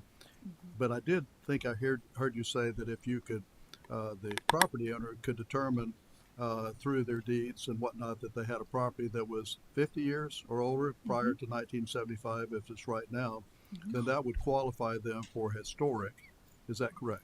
That's We have correct. some historic members of this body. Right. Yeah. So if that's historic, And you some wouldn't who have, aren't. well, you wouldn't have to wait for the 80 the funding for the whole inventory, either of the Old Village Historic District or this historic area. You could go property by property with that 50 years and determine that, which would slow down the demolition of the home and allow them to look at other alternatives. Wouldn't mean they can't demo, but it would slow it down somewhat. Is that correct? That's a great question. I'd have to get back to you on that. I'm not sure how. I don't know if that's a designated survey that would have to be done, or that's new territory for me. Well, I'd love to have an answer because I think, that would give a case-by-case basis on that if somebody was interested, and it'd obviously be better to have a complete inventory of the area, and that would make it easier and it would be consistent to be applied. So that'd be something I'd be interested in. Sure. The building to area ratio works well in the Old Village. So, and it's basically the smaller of the two. So, in the case of Bennett Street, where the largest house on Bennett Street was at 5,500, they wanted to build 8,000 because they thought they could build the 40%, get the 40%, and they could go to 8,000. They quickly were disabused of that and told, no, it's 5,500, and that would be it. So I think the building to area ratio is particularly important now, given the fact that we don't have the funding, and we wouldn't have gotten a $5 million, thinking we're getting a $5 million drainage project if everything was hunky-dory there. It wasn't. So, and that does impact the whole area, so much so that when I was driving through the Old Village when that little rainstorm we had today, it was flooding in areas of the town that would be affected by that drainage area. So I think that's important that we look at that building to area ratio. Then I think the parent property is another one. So on McCants, for example, we took a house, and it was unbeknownst to the planning commission at the time, but it was a house that over a period of time had been divided in three, but with the same owner. So they ended up with 3 lots, potential loss of trees, and also really uncharacteristic to the harmony of the neighborhood. So I think the other thing to look at is the comprehensive plan, and look at with the comprehensive plan and sort of the mission vision of the Old Village Historic District, which talks about harmonious nature of the homes, and also talks about the street frontage and how that faces the street and how that looks. And there's specific language for that, but that would be another area that I think would be helpful to help maintain that. That doesn't mean you can't build larger homes by any means, but it just means looking at it being somewhat more harmonious. Right. Mr. Pagliarini, let me ask you a legal question. Since we have give me the precise wording, the existing overlay district for this, it was several different words. It's called the Neighborhood Preservation Overlay District. Okay. So we could have a motion for an ordinance that applies to the Neighborhood Preservation Overlay District. Yes, sir. With a pending ordinance doctrine. Yes, sir. We would prepare the ordinance and bring it to council, and then that would be voted on. Okay. Yes. All right. As a member of the planning committee, so we put this on the council agenda really just to get feedback and see where everybody was. I mean, I don't think we're to the point where maybe I can make a motion they want, but I know the committee wasn't to the point where we were comfortable. We really just wanted to get a temperature read of council. And then my other comment would be, maybe I'm the only one up here that doesn't like HOAs. I certainly am glad to live in a neighborhood that doesn't have one, and I think the vast majority of my neighbors are.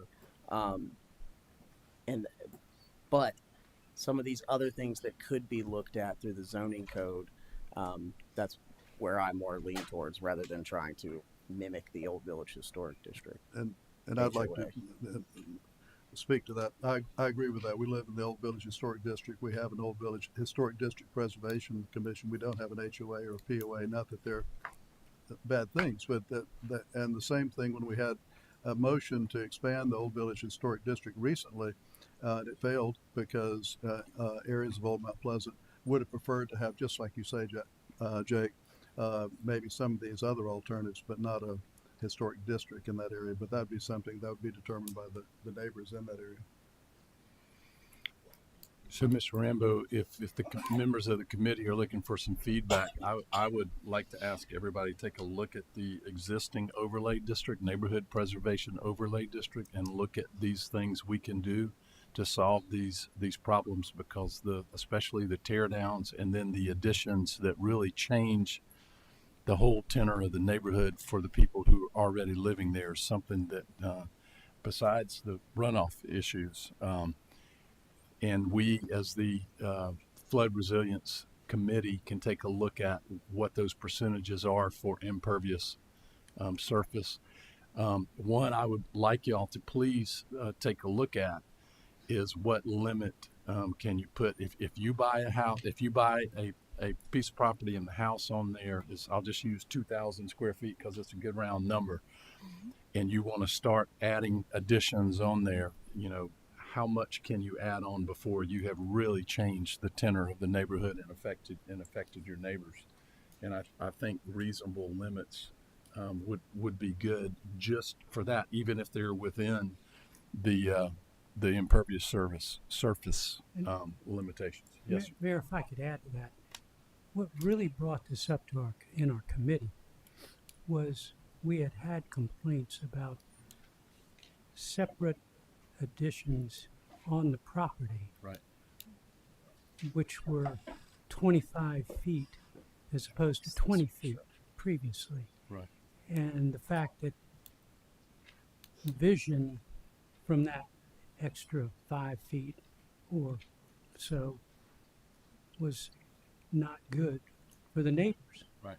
And we talked about issues of how we could fix that, whether we need to go back to 20 feet for all areas or leave it at 25 feet and change the setbacks. And then we got into the demolitions as well as the add-ons, creating similar problems. So that's how this came to the committee, and it makes sense. We need to correct it, and it's, we just passed a new zoning ordinance, but that 20 versus 25 feet in height and what you can do with a room over garage, for example, created some issues for neighbors. And so that's why we discussed it. And then the whole issue of new or demolitions and then new properties, much bigger or much higher, came up. So that's how it came to pass, getting on the full council. And it sounds like we need to make some changes already in our new zoning ordinance. Yeah. That was the whole purpose of that. Yes.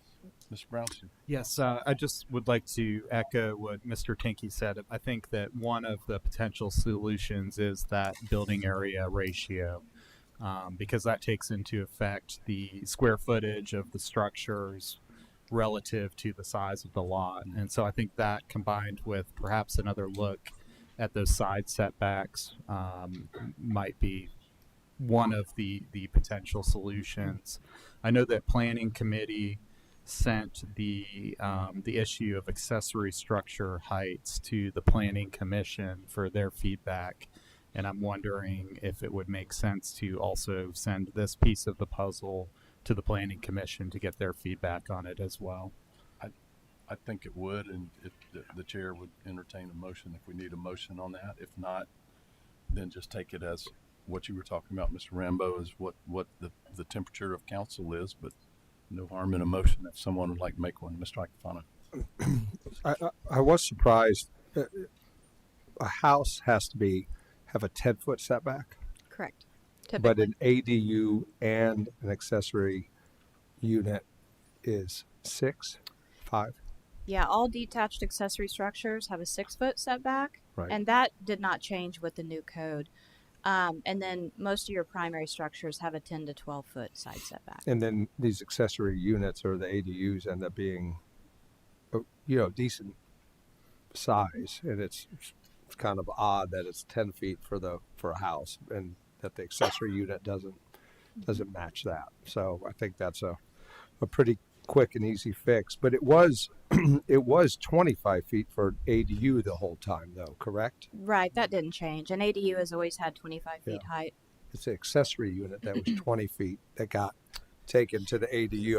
I just want to be clear. I think 25 feet was the ADU the entire time. Since 2010, when that ordinance was Right. adopted? Correct. Since 2010. And Correct. then the accessory unit is the one that was 20 and then made it to 25 feet to match the Yeah. ADU. Yeah, what we heard through the zoning code update process was there was no compelling reason to allow me to do an ADU at 25 feet high when I just want to do an office over a garage.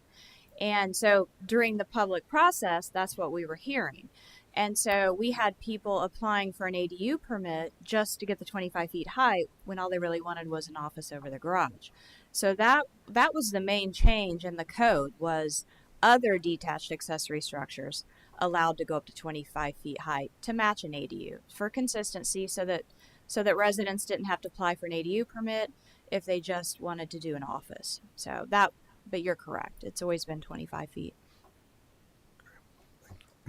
My only other thing too is just to think about the families that are in a home, and I know I've been out there to look, and I know what Mr. Barnes is speaking of. But if I'm in a 1,500 square foot home and I love where I live and I want to expand my house because A, I have property rights, and B, maybe I want to expand my family, I think it's important to make sure we don't kick people out of the neighborhood as well that want to maintain and stay there so that they can continue to raise their family there, and they may have to add rooms to do so. So those type of things have to be taken into consideration as well as this goes back to the committee.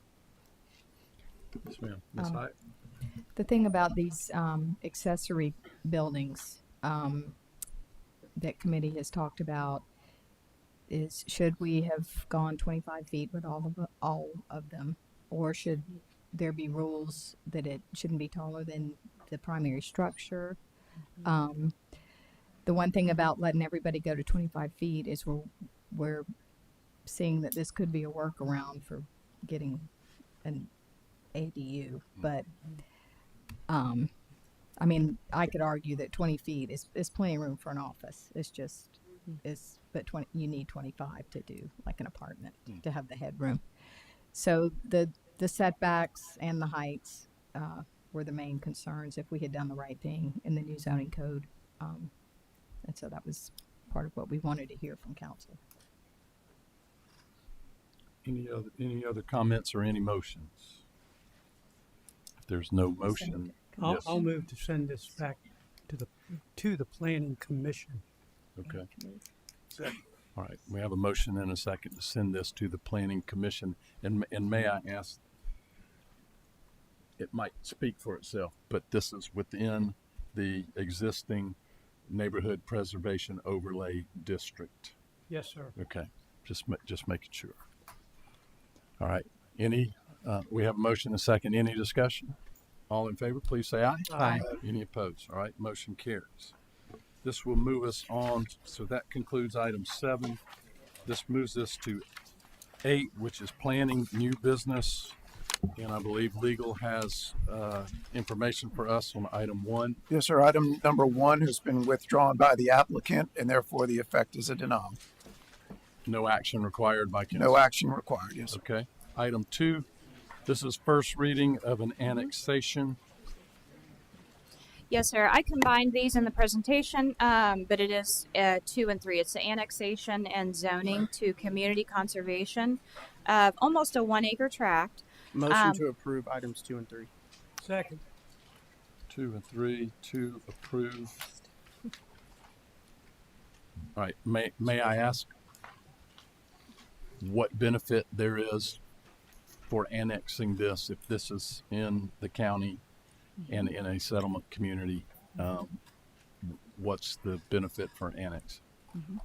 So the applicant, the property owner, requested to come into the town. They are within the Hamlin Beach historic area. They've expressed interest in wanting to, because the new annexation policy allows one connection per one existing, and they would like to create an additional lot for a family member. So to get that additional connection to water and sewer, they would need to annex into the town because they are contiguous. Do we have reasonable evidence to think it's actually for a family member? Yeah, Yes. I mean, I have no. I would just venture to say that it doesn't. I mean, I see what you're saying, but it doesn't necessarily matter because if we deny their annexation, they can already get sewer, and they're not subdividing 5 lots. They're not creating 5 or more lots, Right. so they wouldn't fall under the historic Moratorium. So they're going to develop it. It's just whether it's in the town where they pay their impact fees and property taxes or not.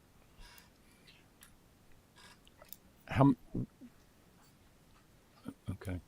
So we're going to have one lot in Mount Pleasant surrounded by the sea of blue that is the county, right? It's on the edge, but yeah.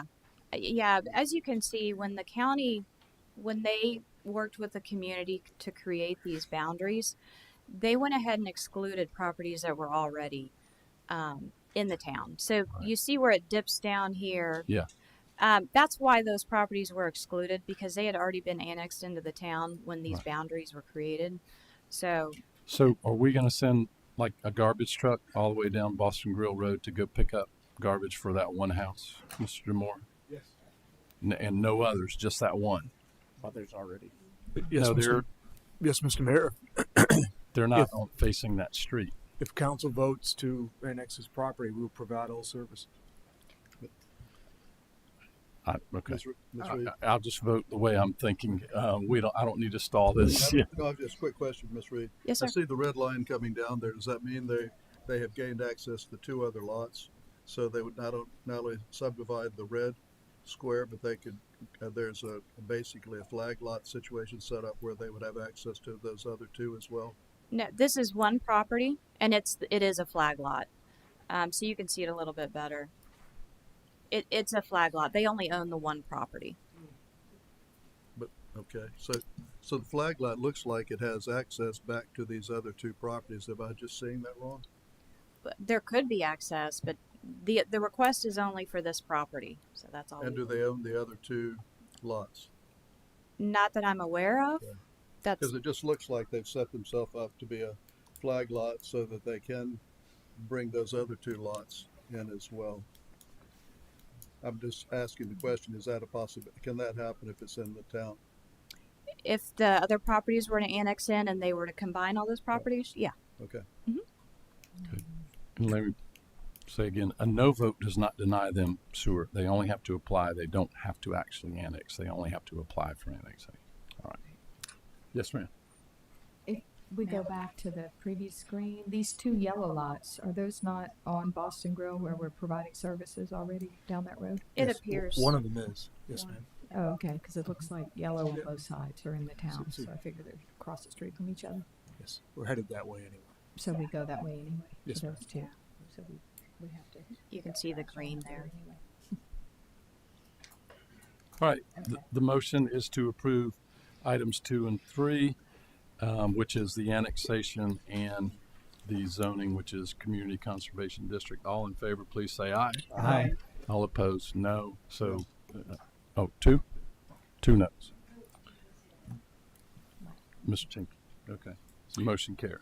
First reading of ordinances 25031 and 25032. All right, so this brings us to item 4, first reading, and this is annexation of 5 parcels with the aggregated total of 11.85 acres. This is property that was referred to in a previous agenda item. It is subject to the county moratorium. It is in the designated 10-mile historic district. So Correct. it stands to reason if we annex this and give it the zoning that it wants, we will be acting basically in defiance of the county historic moratorium. Yes, ma'am. If we annex this, then it would be under this moratorium we just talked about? No, or If there's a parallel moratorium that's in effect, then this would be subject to that. so they wouldn't be able to subdivide? Because If the town also adopts a moratorium, correct. Move to approve. Second. Is that only for item 4? 4 and 5. Excuse me, Mayor. Second. Move to approve item 4 and 5. All right, we have a motion to approve 4 and 5, and we have a second, so we're in discussion. Would you give us some details on this property, please? Yeah, it's a little over 11 acres.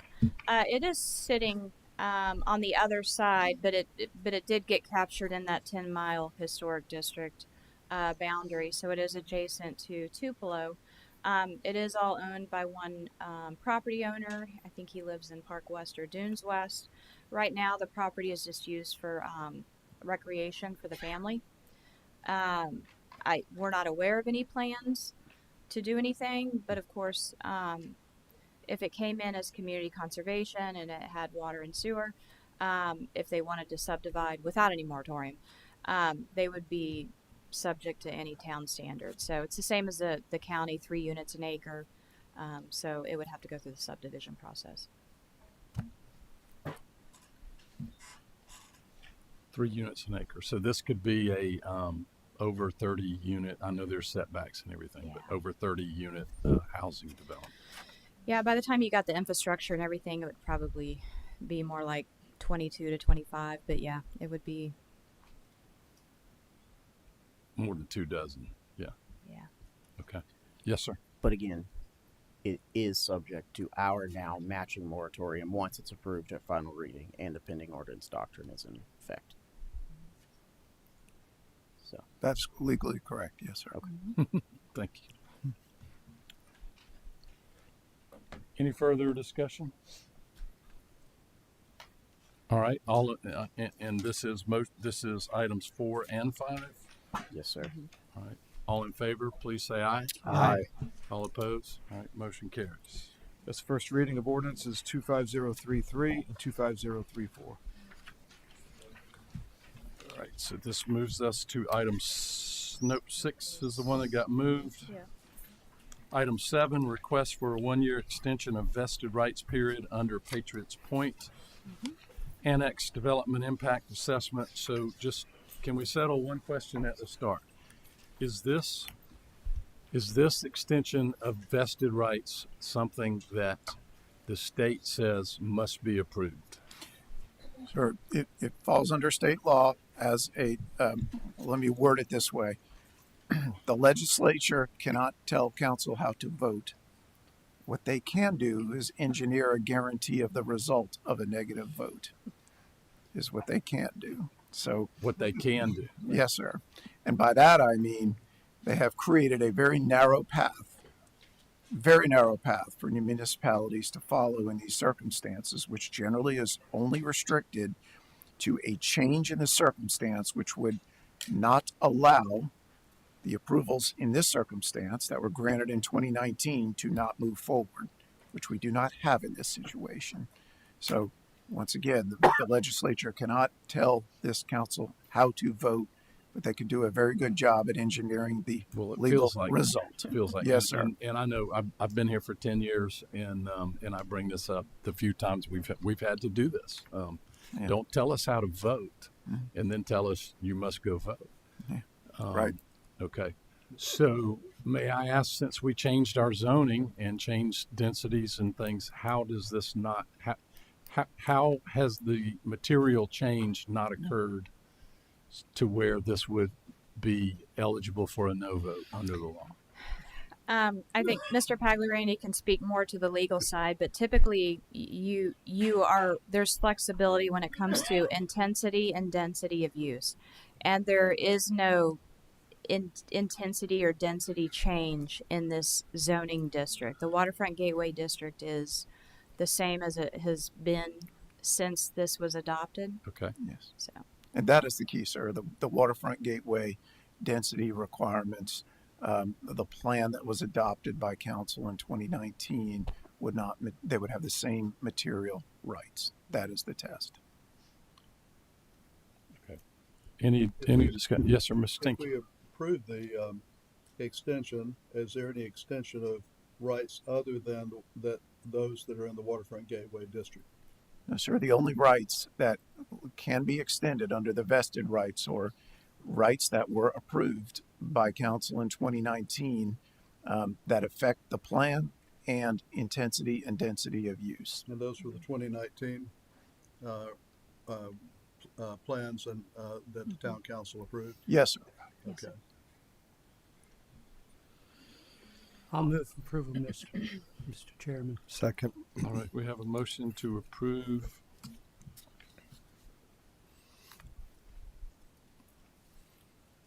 So let me ask again. What we're saying is the density and the new external trips, that bottom line, has not changed. That's correct, sir. If they change something or material change that would change the trips, then that would not be permissible.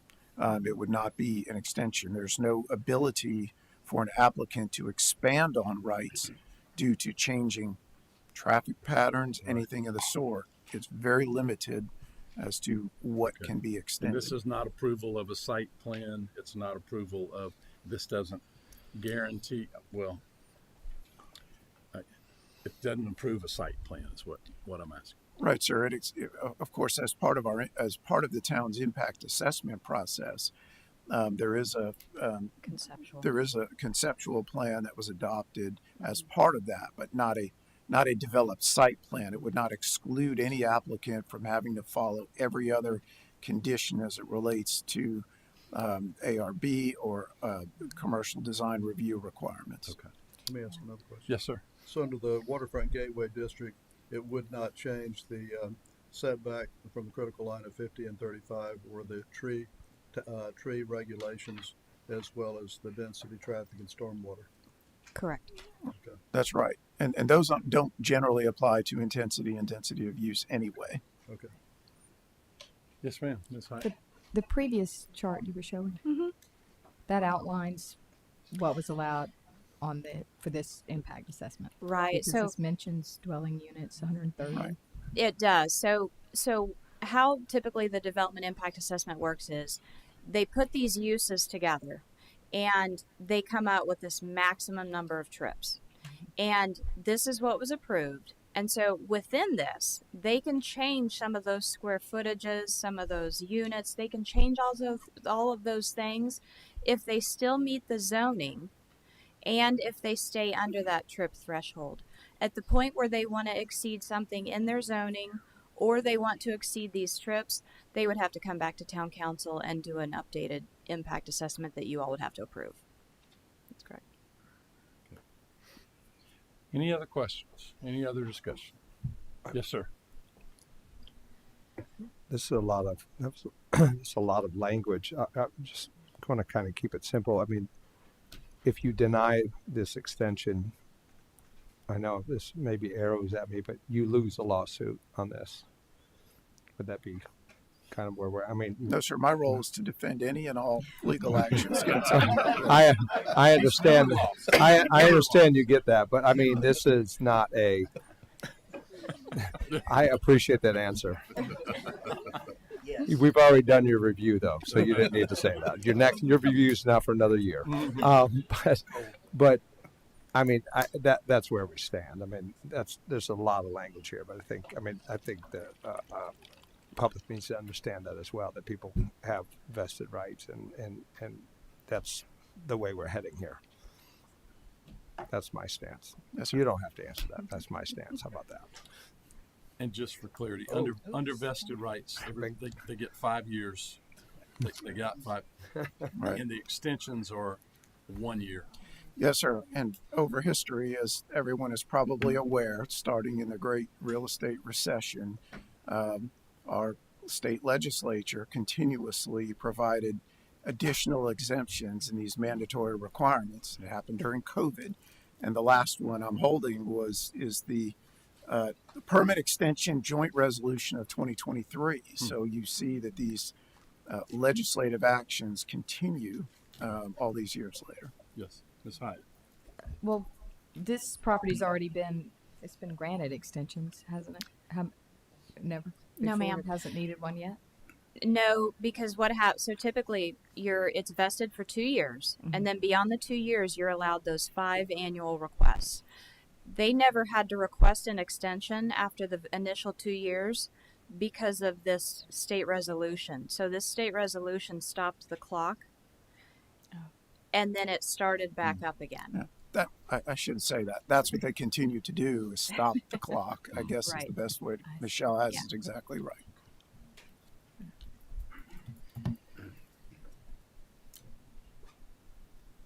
All right. We have a motion to approve. All in favor, please say aye. Aye. Any opposed? All right, motion carries.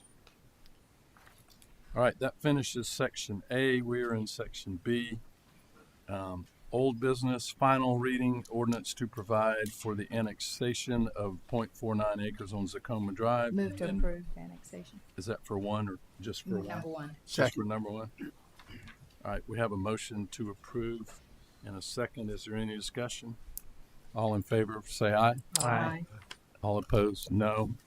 Motion carries. Final reading ordinance number 25024. All right.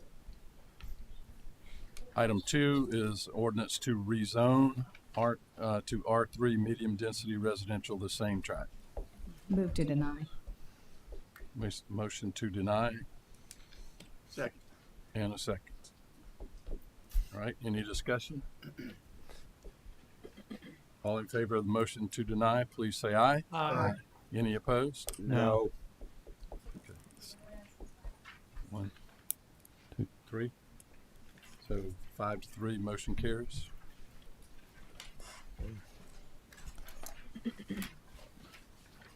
All right.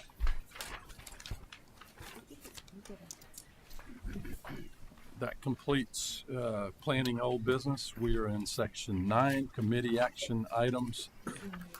Discussion and this is from the Finance Committee. Yes, Mr. Rambo, would you sir. like to take this? Sir, Yes. if you wouldn't mind, we have a matter for council old business that was moved from our Oh, that's consent right. agenda items, and My that was apologies. formerly 7A, Yes. and that involves impact fees, development impact fees. Thank you very much. I would like to make a motion to send this back to the Finance Committee for further discussion.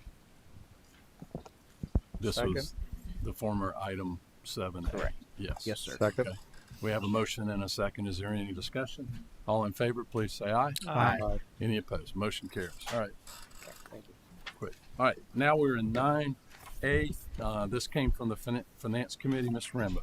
All right, so the Finance Committee was presented various options regarding a transparency policy. The committee recommends having staff develop a monthly manual report of all general fund operating expenses, no minimum amount, which excludes any and all per diem, employee reimbursements, and salary expenditures. And that is in the form of a motion. All right. Second. We have a motion and a second. One point that came out of our agenda review for legal aspects yesterday was inquiries that may result from public viewership of this still require a Freedom of Information Act request. Correct, sir. Once it's decided what will be presented, if, for example, if there's any further information requested, such as documentation or additional, that would be accomplished through FOIA. Right. And the strength of that is it protects the citizen for knowing this is exactly what I want, and it protects staff from answering exactly what was expected from the citizen, correct? Yes, sir. Okay. Uh, Yes. Yep. All right. I This way. appreciate you guys continuing to take this through Finance Committee and getting it to this point. I do. Could I see your motion real quick? Yes, sir. I do question. I do like some points that were brought up, and even in public comment, which was excellent. So I do appreciate the citizens coming out in public comment. You know, putting things where I understand not putting staff information, but keeping certain expenses and things like that from the public. I did like the idea of maybe not taking away those expenses, but ensuring that we don't give the town staff names with those expenses. So I may want to reconsider that and ask that maybe we look at reconsidering that where the expenses are shown, but obviously not ones that show names and things that violate any HR. But I think I'm having an issue with the fact that we don't want to show expenses and it's the citizens' money, and that we maybe just keep the people's name out of it on who went to lunch and who spent the money or whose mileage reimbursement it was. So that's the only one issue that I would have with that. Mr. Pagliari, can that be FOIA? That information can be FOIA'd, yes, sir. I mean, obviously, it depends on the request as to, and I can't think of too many exemptions. But again, the first step is what will be provided, what will be viewable by the public. Is it going to be a record of the expense? I have not heard anything to indicate there'll be any link as to general reasons and other supporting information. It would just be the expense.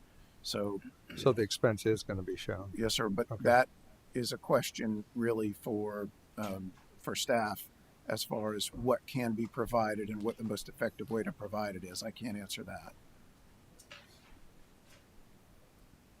All right. We have a motion and a second on the floor. Any further discussion? All in favor? Yes. Yes. So Mr. Icafano, I think, took a little bit of my thunder, but I also did like the suggestion of the Excel spreadsheet versus the PDF. I think that's a little bit more usable for members of the public. Can sort it and do all kinds of things with it. Mr. Rambo? Mr. Mar, I don't feel like that has to be part of the motion. I mean, I don't think we actually specified the exact mode, but I think we can easily provide an Excel and a PDF, because PDF can be viewed on any device, where Excel, you have to have Excel. So, yeah. Does that need to be part of a motion, or it can be provided in both formats? Okay. Thank you. If that was in the motion, and then with the advance of technology that became passé, yeah, correct. Then the ordinance goes out of effect. No, you said this format, right? No, all right. Okay. All in favor of the motion, please say aye. Aye. Any opposed? All right. Motion carries. All right. That was A. B. Police, Judicial, and Legal Committee discussion and possible action of Citizens Commission standard format and recommendations. Yes, ma'am. Yes, I asked because Eric LaFontaine is away. We will try to keep this short because it does not require council action, didn't require committee action, but we were making the changes, or staff has already made the changes that were suggested. And yes, sir. Yes. I'll run very quickly through this. At the PJL committee, Mr. LaFontaine did provide the committee with an update of the changes that have already been implemented and those things that we are still working on. The communications staff has already made modifications to all of the pages for our boards and commissions for consistency to ensure all the things that are listed here, mission statement, members' names. The only one we don't list the members' names on is the youth council. But staff liaison, etc. So all of those have already been changed. We talked a little bit about social media. Did make you all aware that we currently have 22 social media accounts, which is a lot. The only two that are specific to boards and commissions are those that are kind of a little bit different: the Cultural Arts and Pride Committee and the Historical Commission, that have the opportunity to really promote some things. It was recommended by our communications staff that we not add any additional accounts for boards and commissions, but instead let's just take advantage of what we already have, especially with our Facebook and Instagram page, which are the town pages, because they, otherwise we have potential to dilute, to create some competition, and there's also possibility of some inconsistency in the messaging. So that is the recommendation coming from our communications staff. We also did suggest that we would look at the 22 accounts that we already have, because we probably could narrow a few of those down. Live streaming, we're today, right now, town council, we are also doing it for all of our committee meetings. We have made modifications to the committee room upstairs, so it is now capable also of for live streaming. At this point in time, we are not live streaming any of the boards and commissions. If that is the direction that council desires, we can certainly accommodate it. It would require a little more training, because that is just beyond the capacity for our communication staff to be able to handle all of those meetings. So we would have to train some additional staff members to assist with that. Mr. Mayor. Yes. So what would it take to, I firmly believe that we need to stream the boards and commission meetings. Are we able to cross-train other departments to run the equipment and start we that? could. It's primarily the planning department. The majority of the boards and commissions are there. So it would require additional staff person to be able to attend to those meetings and assist board and commission staff. But if that's the desire of council, we can work on that. How long of a process do you think that would be to train staff so they could do that? It wouldn't probably take more than one meeting, I would imagine, and then communication staff is always available for backup if they need it. I just think it would be very useful, not only for me as a member of council, but also the general public to watch those board and commission meetings. If appropriate, I'd like to offer a motion that we move in that direction at whatever speed the staff can accommodate that. I'd second that. Okay. We have a motion and a second. May I ask? For all boards? Is that for the whole thing? Yeah. Is that for every board and commission? I would think so. I mean, if that's possible, if there's certain ones where it's not possible, yeah, we could let that be known. I'm not aware of anything that would prohibit us from doing it from any of those, but we can certainly start first with making sure we address planning, which are the ones that are probably the... Yeah, I think those are the big ones: planning commission, board of zoning appeals. I mean, youth commission or youth council, I'm not sure if we need to go down that route yet, but I do think it would be a valuable service to the public. I'd like to see the Green Commission done as well. As in the middle of the day. It's hard for working people to see it. It's hard for working people to attend. Yeah, and by that token, the Rec Advisory Commission as well. And then, did you want to address that? I guess what I'm not saying that needs to be done immediately, but if we could start this process of training and make it live as y'all are ready, I think that's a good plan. Obviously, we've discussed the broadcasting of this. I think it's really important that we also run an efficient government. I think BOZA, Planning Commission, and DRB are top of the mark for these. I appreciate the Green Commission. I appreciate the Rec Commission, Youth Council, and all of those wonderful commissions that we have. But I think we really need to concentrate on those three. I know there might be 2 people watching this tonight or 3 people, but then you'll see 250. I think it's great for going back and watching it, and with planning, BOZA and DRB, those are high. Those are high on the list and need to be viewable by the public. And then if we get the Green Commission, we better get the Rec Commission, we better get the youth. I mean, we got plenty of staff already on here for the BOZA, DRB, and planning. And I don't think they'll cost us much more money anyway. I know these guys are great. So that's my thing. I think we really got to concentrate on those 3. What does your motion allow for staff to get back with us and tell us what it would cost, or are we telling them to do it? Based on her presentation, it sounds like they're just cross-training staff who are already at the meetings. So I'm kind of fail to see the cost. But if you'd like to limit the scope to those 3 meetings that were just discussed, I'll go ahead and rephrase my motion that we move ahead with a plan to cross-train staff in order to broadcast Planning Commission, Board of Zoning Appeals, and Design Review Board. Thank you. And I would add, if I would just take the information that we learned from that to determine if we could expand it at some future date. Well, we need who made the second? Second. All right, so you have, Mr. Tinky revised his second. I agree. Let me ask a legal question. BOZA is a quasi judicial body, is that correct? Correct. Okay. Are trials in South Carolina normally live streamed? Live streamed? Yes. No, sir. That is up to the court discretion. I mean, normally you ask, but it could be. Yes. Okay. Huh? Yeah. Well. Yeah. Right. Well, you make a good point. You brought up the Murdoch trial, and it turned into theater. It turned into entertainment. We want people to volunteer, and BOZA and Board of Architectural Review, they or Design Review Board, they make decisions that affect people's property and affect what they can do. And I'm very concerned that we're going to have a reduced pool of applicants for something that monumental when those meetings are open to the public. They can come in and sit down and watch them.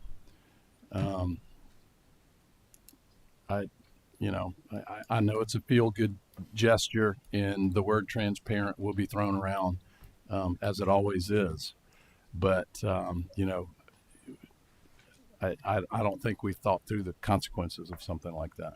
Are you specifically speaking of the Board of Zoning Appeals? I'm talking about the ones that have a certain authority, where we are asking citizens to volunteer and come out there. And if you've been an elected official in this town, you know that we catch a lot of abuse. Well, our citizens are volunteers. They didn't get elected.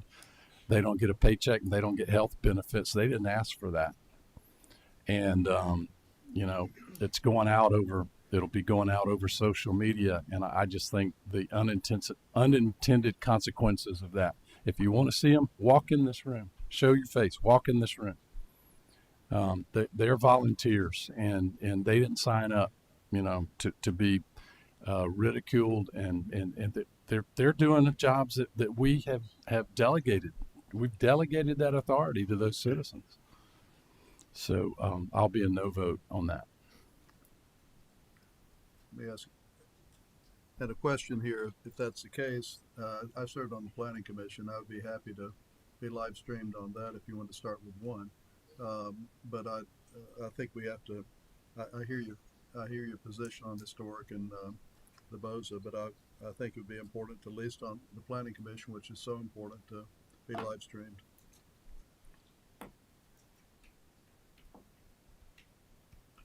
Any other? Yes, sir, Mr. Rambo. I would say we did live stream those 3 that we're talking about were live streamed during COVID for a period of time. I mean, it was a year plus that they were live streamed. I don't remember. I hear your point, but I don't remember any issues when that was.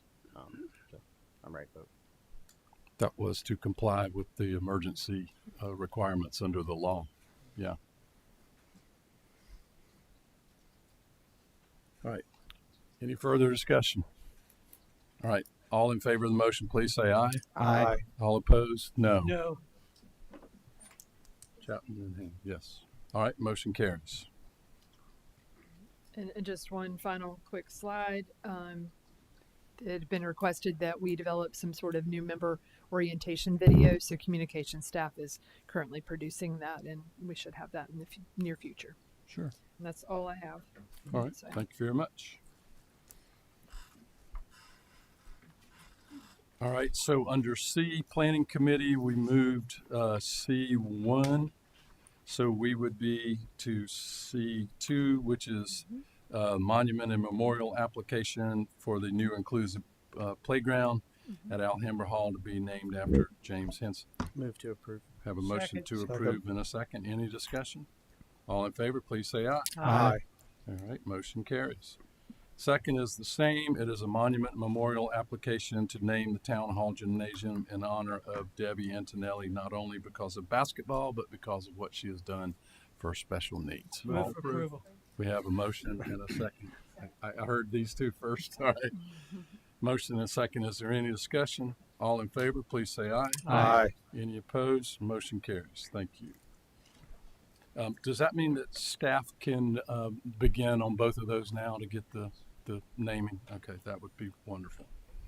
Okay, so we're in section 10. Thank you, Ms. Reed. That might have been a record for your time up there. New business, a resolution in support of efforts to name the Moultrie Middle School gym after Otto German. Move for approval. Second. We have a motion and a second. Any discussion? Yes, sir. Yes. Mr. German lived in the neighborhood I originally lived in before I lived on Natchez Circle. He was a great neighbor, but most importantly, a great man. During the integration of schools in Mount Pleasant, Mr. German made a major difference in how that was taken within the town of Mount Pleasant, and his efforts to help integrate Moultrie High School made a major difference. And I think it's a wonderful thing that the school district is doing to name the gym at Moultrie, where he was an excellent and regional and statewide selected basketball player, is great. And I hope that the school district does it as soon as possible. All right. Just, Mr. Mayor, want to add in and echo Mr. Chapman's comments and all the positive comments that were made when this came to the Education Committee. Did want to say that the school district is aware of this effort to name the gym after Mr. German, Coach German, and they've convened a committee to examine that and to bring a recommendation to the school board. And I really think that by passing this resolution, we're helping in that effort. And I'd like to thank Mr. Moy for bringing this to the town for our consideration. And similarly, though here on an unrelated topic, want to thank Mr. Giles for the vice principal of Moultrie Middle School for being here as well. But this does have positive momentum, and I think a vote of confidence from us will help that effort.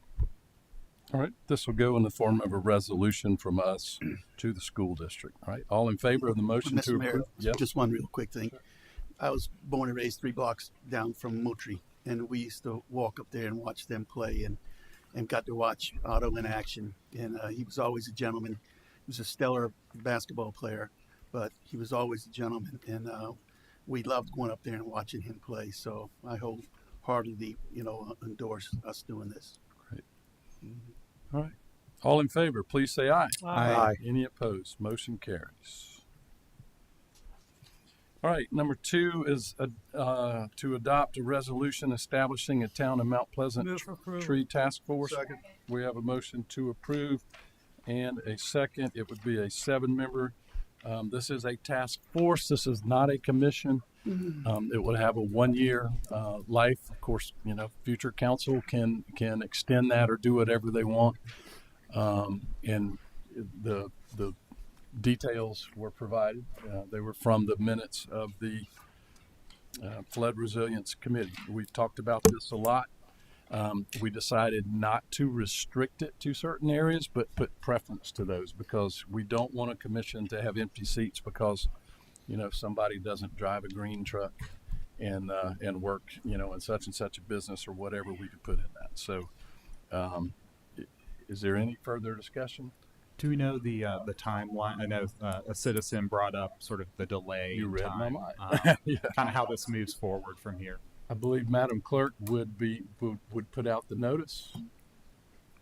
Yes, sir. The application went live this afternoon, so people are able to fill out an application and select that task force. And we will put an ad in Moultrie News next week, and we'll have it on our website tomorrow. Okay, that'd be Excellent. great. Yes. And then it's up to us to nominate people and put them on there. All right, all in favor of the motion, please say aye. Aye. Any opposed? Motion carries. 3, a resolution to enter into a First Amendment to Memorandum of Agreement between the town of Mount Pleasant and Wake Up, Carolina. Move to approve. Second. We have a motion to approve and we have a second. Would anybody like to just give us a couple of details of what this amendment is? Yes, sir. I'd be happy to. In fact, I'd rather turn it over to Chief Arnold Okay. to discuss the details. And I ask that because our partnership with Wake Up Carolina is one of the most important things, if not the most, because it is a life and death issue, literally. And so, Chief, please just give us a synopsis of what the amendment is. Right. So this, I'd like to thank our legal department and Wake Up Carolina Legals for working together on this. This is a result of the opioid, or the COSIP grant that we received, the $1.3 million. And so part of the requirements was that we updated our MOU, and so that's why we've done that. So this MOU is centering around the grant and how the grant will be administered. Okay. And is Wake Up Carolina in agreement with this amendment? Yes. Seeing a big yes. Okay. All right. Do we have a motion, please? So moved. Oh, we did? Okay. Yeah. Sorry. It's late. All right. We have a motion and a second. All in favor, please say aye. Aye. Any opposed? Motion carries. Thank you all. All right. First reading, an ordinance to amend section 73.34 entitled Riding E-Bikes on Sidewalks and 73.99 entitled Penalty of the Mount Pleasant Code of Ordinances.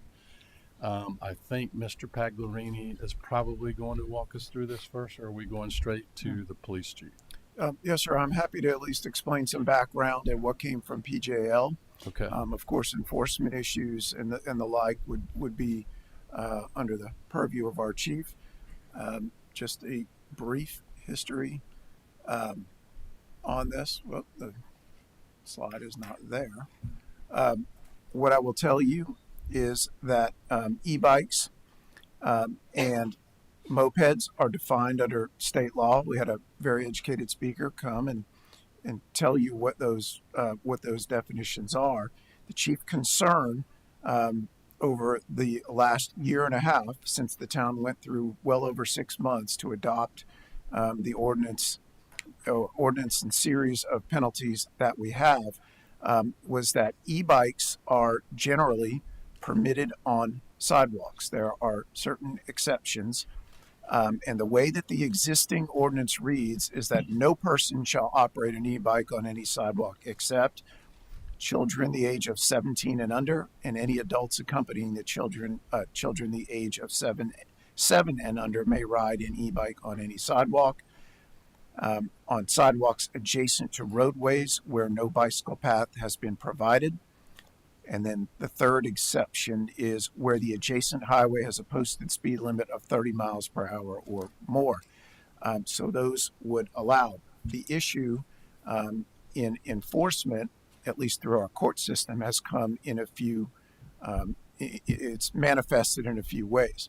The first is that e-bikes on sidewalks is a problem. The chief can tell you the difficulty of measuring speed and the like. And then the second is there is an exception in our penalty that any person 18 years of age or under violating any of these provisions are accepted out. So anyone under the 18 is not subject to the penalty. That was council's wish when this was passed. So the latter has at least presented somewhat of a concern by our judges with that exception. As you're all aware, municipal courts can prosecute some of these cases. Anyone under 18 more likely is to go to family court. And there has been some confusion and some concern from our prosecutor as to that exemption. As the part I mentioned first, riding e-bikes on sidewalks, I believe it was stated before, the state law definitions are dated. What is an e-bike versus what is a moped? The reality is that these e-bikes are almost all, if not all, faster than 20 miles per hour maximum speed. And that and other conditions essentially lend them to be something more than an e-bike. So that is problematic, and that can be prosecuted under Title 56 of our state code. So I would say that the sidewalk question is certainly a policy question for council. There are merits to both. If it is a true e-bike and it is not a moped, then it would stand to reason that it would be more restricted and allowed on the sidewalks. And as I said, I believe our speaker mentioned that very difference. So the question is, how do we differentiate between an e-bike and a moped, which has significantly more restrictions, must be licensed, must be all of those things. Mr. Rambo? I'll go ahead and make a motion that this be sent back to both the PJL committee and the education committee Second. for further discussion. And I'll say why. Okay. So I think the vast majority of the complaints that I'm getting from citizens really don't involve an actual legally functioning e-bike, a 750 watts or less, riding on a sidewalk. They're 12-year-olds with essentially motorcycles weaving in and out of traffic, passing cars in neighborhoods. So I don't know that the potential action here really hits the mark. Also, there are kids that do have the very low wattage pedal assist e-bikes that ride to Moultrie Middle School, and I don't think forcing them onto the street on Coleman Boulevard is the correct way to handle that. I also say that it needs to be sent to the education committee because we have a powerful tool to deal with this, and that we have an SRO in every one of our schools. Mr. Giles is here. I know he's communicated with the other middle school principals, and I feel like the education committee could talk about developing an educational program that partners with the school district, where we're going in and we're making sure the kids understand these laws, and that essentially many of them are operating a moped/motorcycle when they have no legal authority. They can't even get a license to do it.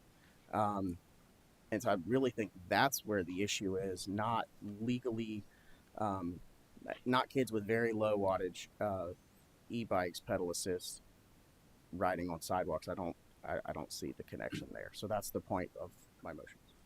Yeah, Mr. Mayor. Yes. I agree. If you go over to town center, doesn't matter where you are around there. All you have to do is be over there for a little bit and watch them flying around town center, popping wheelies and things like that with other people on the sidewalk. Most of the times they're on the actual road in there, but it's just really dangerous for some of the people. And we had the other day when I was over there, there must have been 12 kids on all those e-bikes, just coming flying up through there and stopping right at the movie theater. and then once somebody hollered at them, then they split up and took off. So I think there's got to be some way to be able to manage that, because it's dangerous, especially if you're an elderly person walking down the sidewalks there and they come flying up on these e-bikes. They could get hurt. And so I think something needs to be done. What it is, I'm not sure we want to do, but certainly it needs to be addressed. Yes, sir. Mr. Brownstein. Thank you, Mayor. And I agree a lot with my colleagues. My main issue with it is forcing the kids off the sidewalk onto the street, and I'm just having a hard time picturing what that looks like on Rifle Range Road or Mathis Ferry Road, or some of these busy roadways where if you are going a reasonable speed on the sidewalk, it would be much safer than being in the road.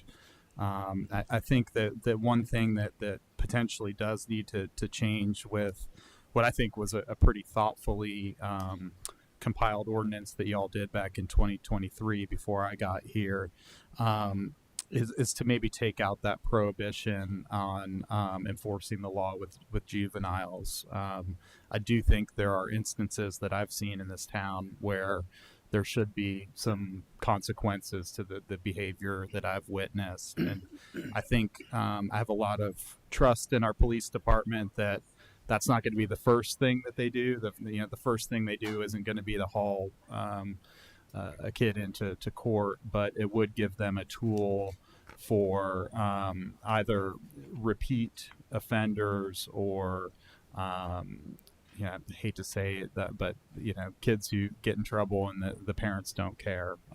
It would give them some way of escalating it and holding kids accountable. It's just really my main aversion is taking out these exceptions that would essentially force kids out onto the roads. I don't think that's a good plan.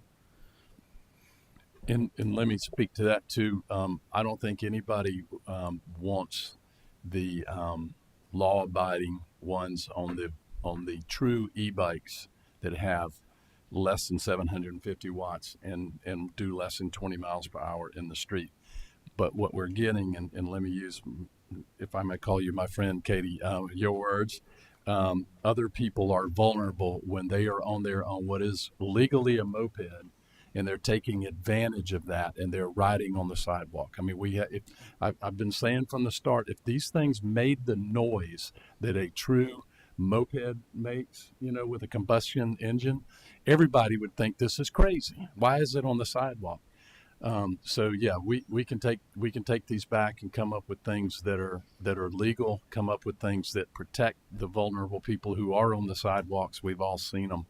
But I don't think in 2023, when we passed this, that we thought that these e-bikes, we all pictured them to be, y'all were here, just a bicycle that you pedaled and it's pedal assist. But the popping wheelies and doing 30, 40 miles per hour, nobody did. But that is as dangerous as having ones on the sidewalk as well.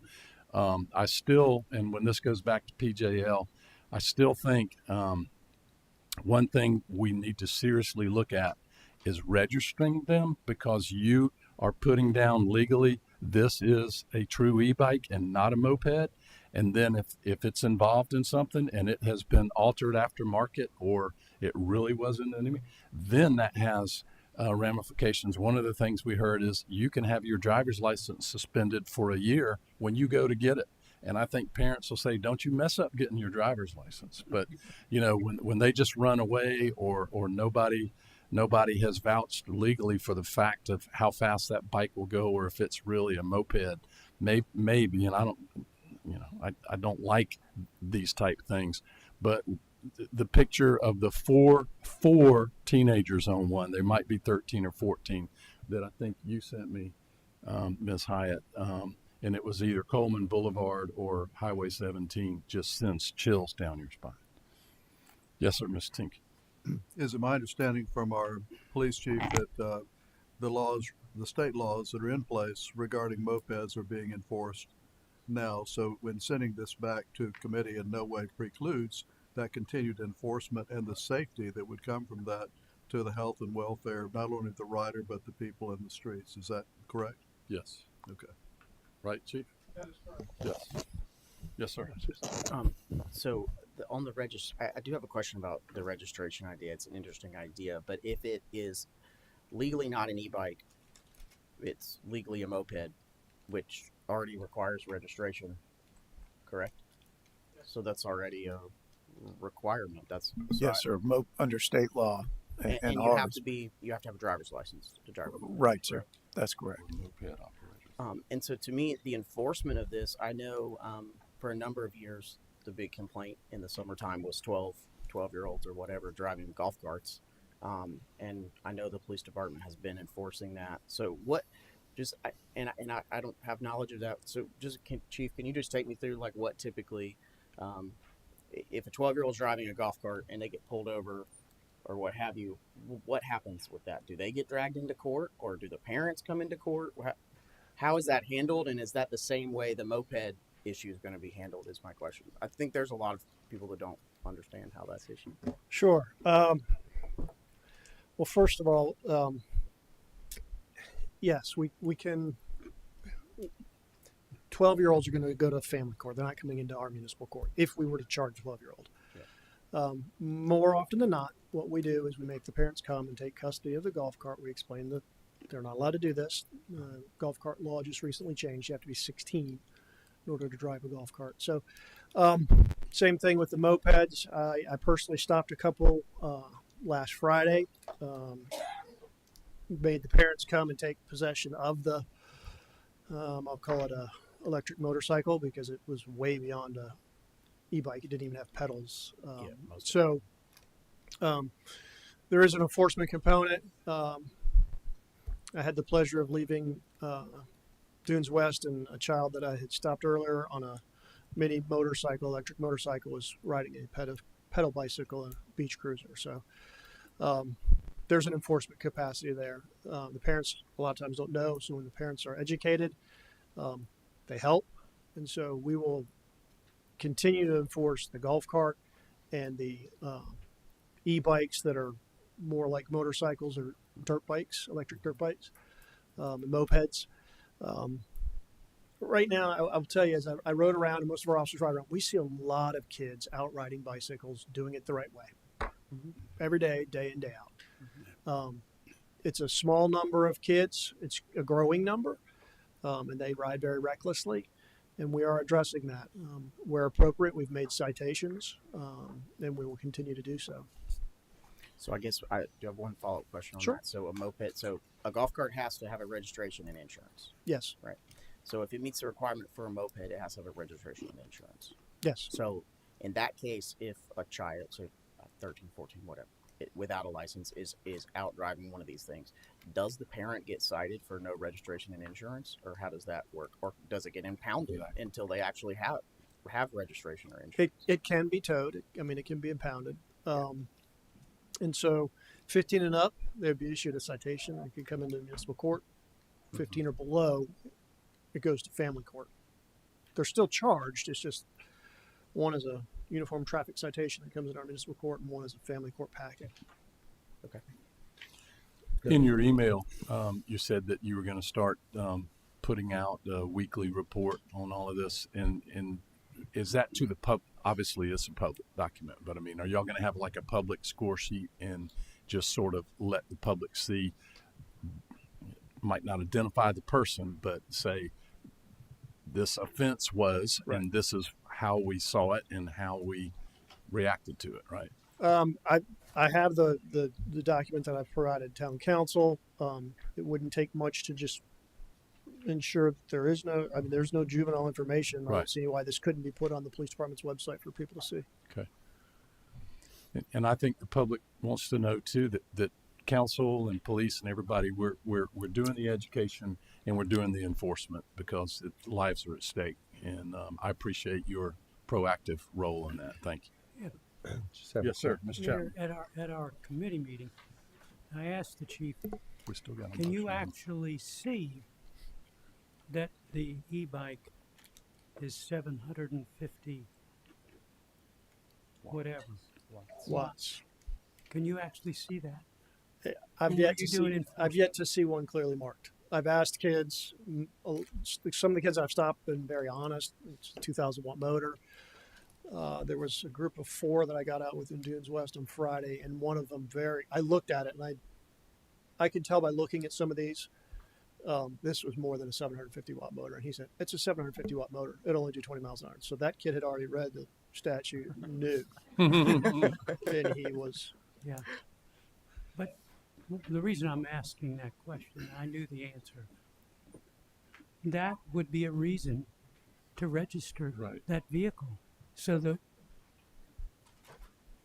it could be noticed before it even gets on the street. Mm-hmm. Right. Thank you.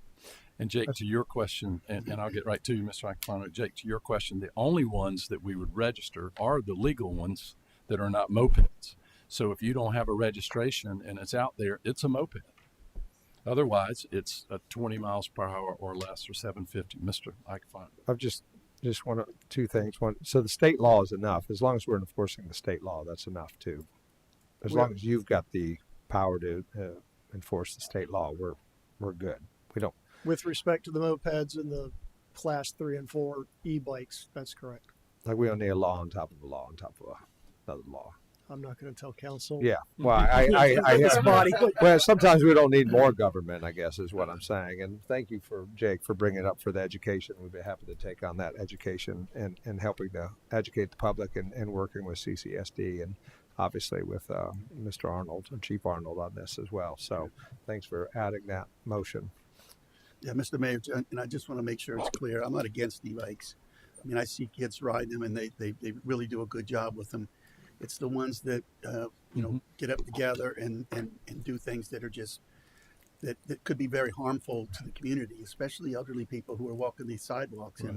and they come flying down the road, and it's really kind of scary for them. So, but the e-bikes themselves, I'm glad to see them doing it. A lot of them can take them up to school and stuff like that, and I understand that's important that they have that to be able to get to school and places like that. But it's the ones that abuse it is the ones that somehow we got to make sure that we are able to take care of that.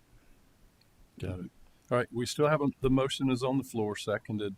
We're in discussion to send to Police, Judicial, and Legal Committee and the Education Committee's council prepared to vote.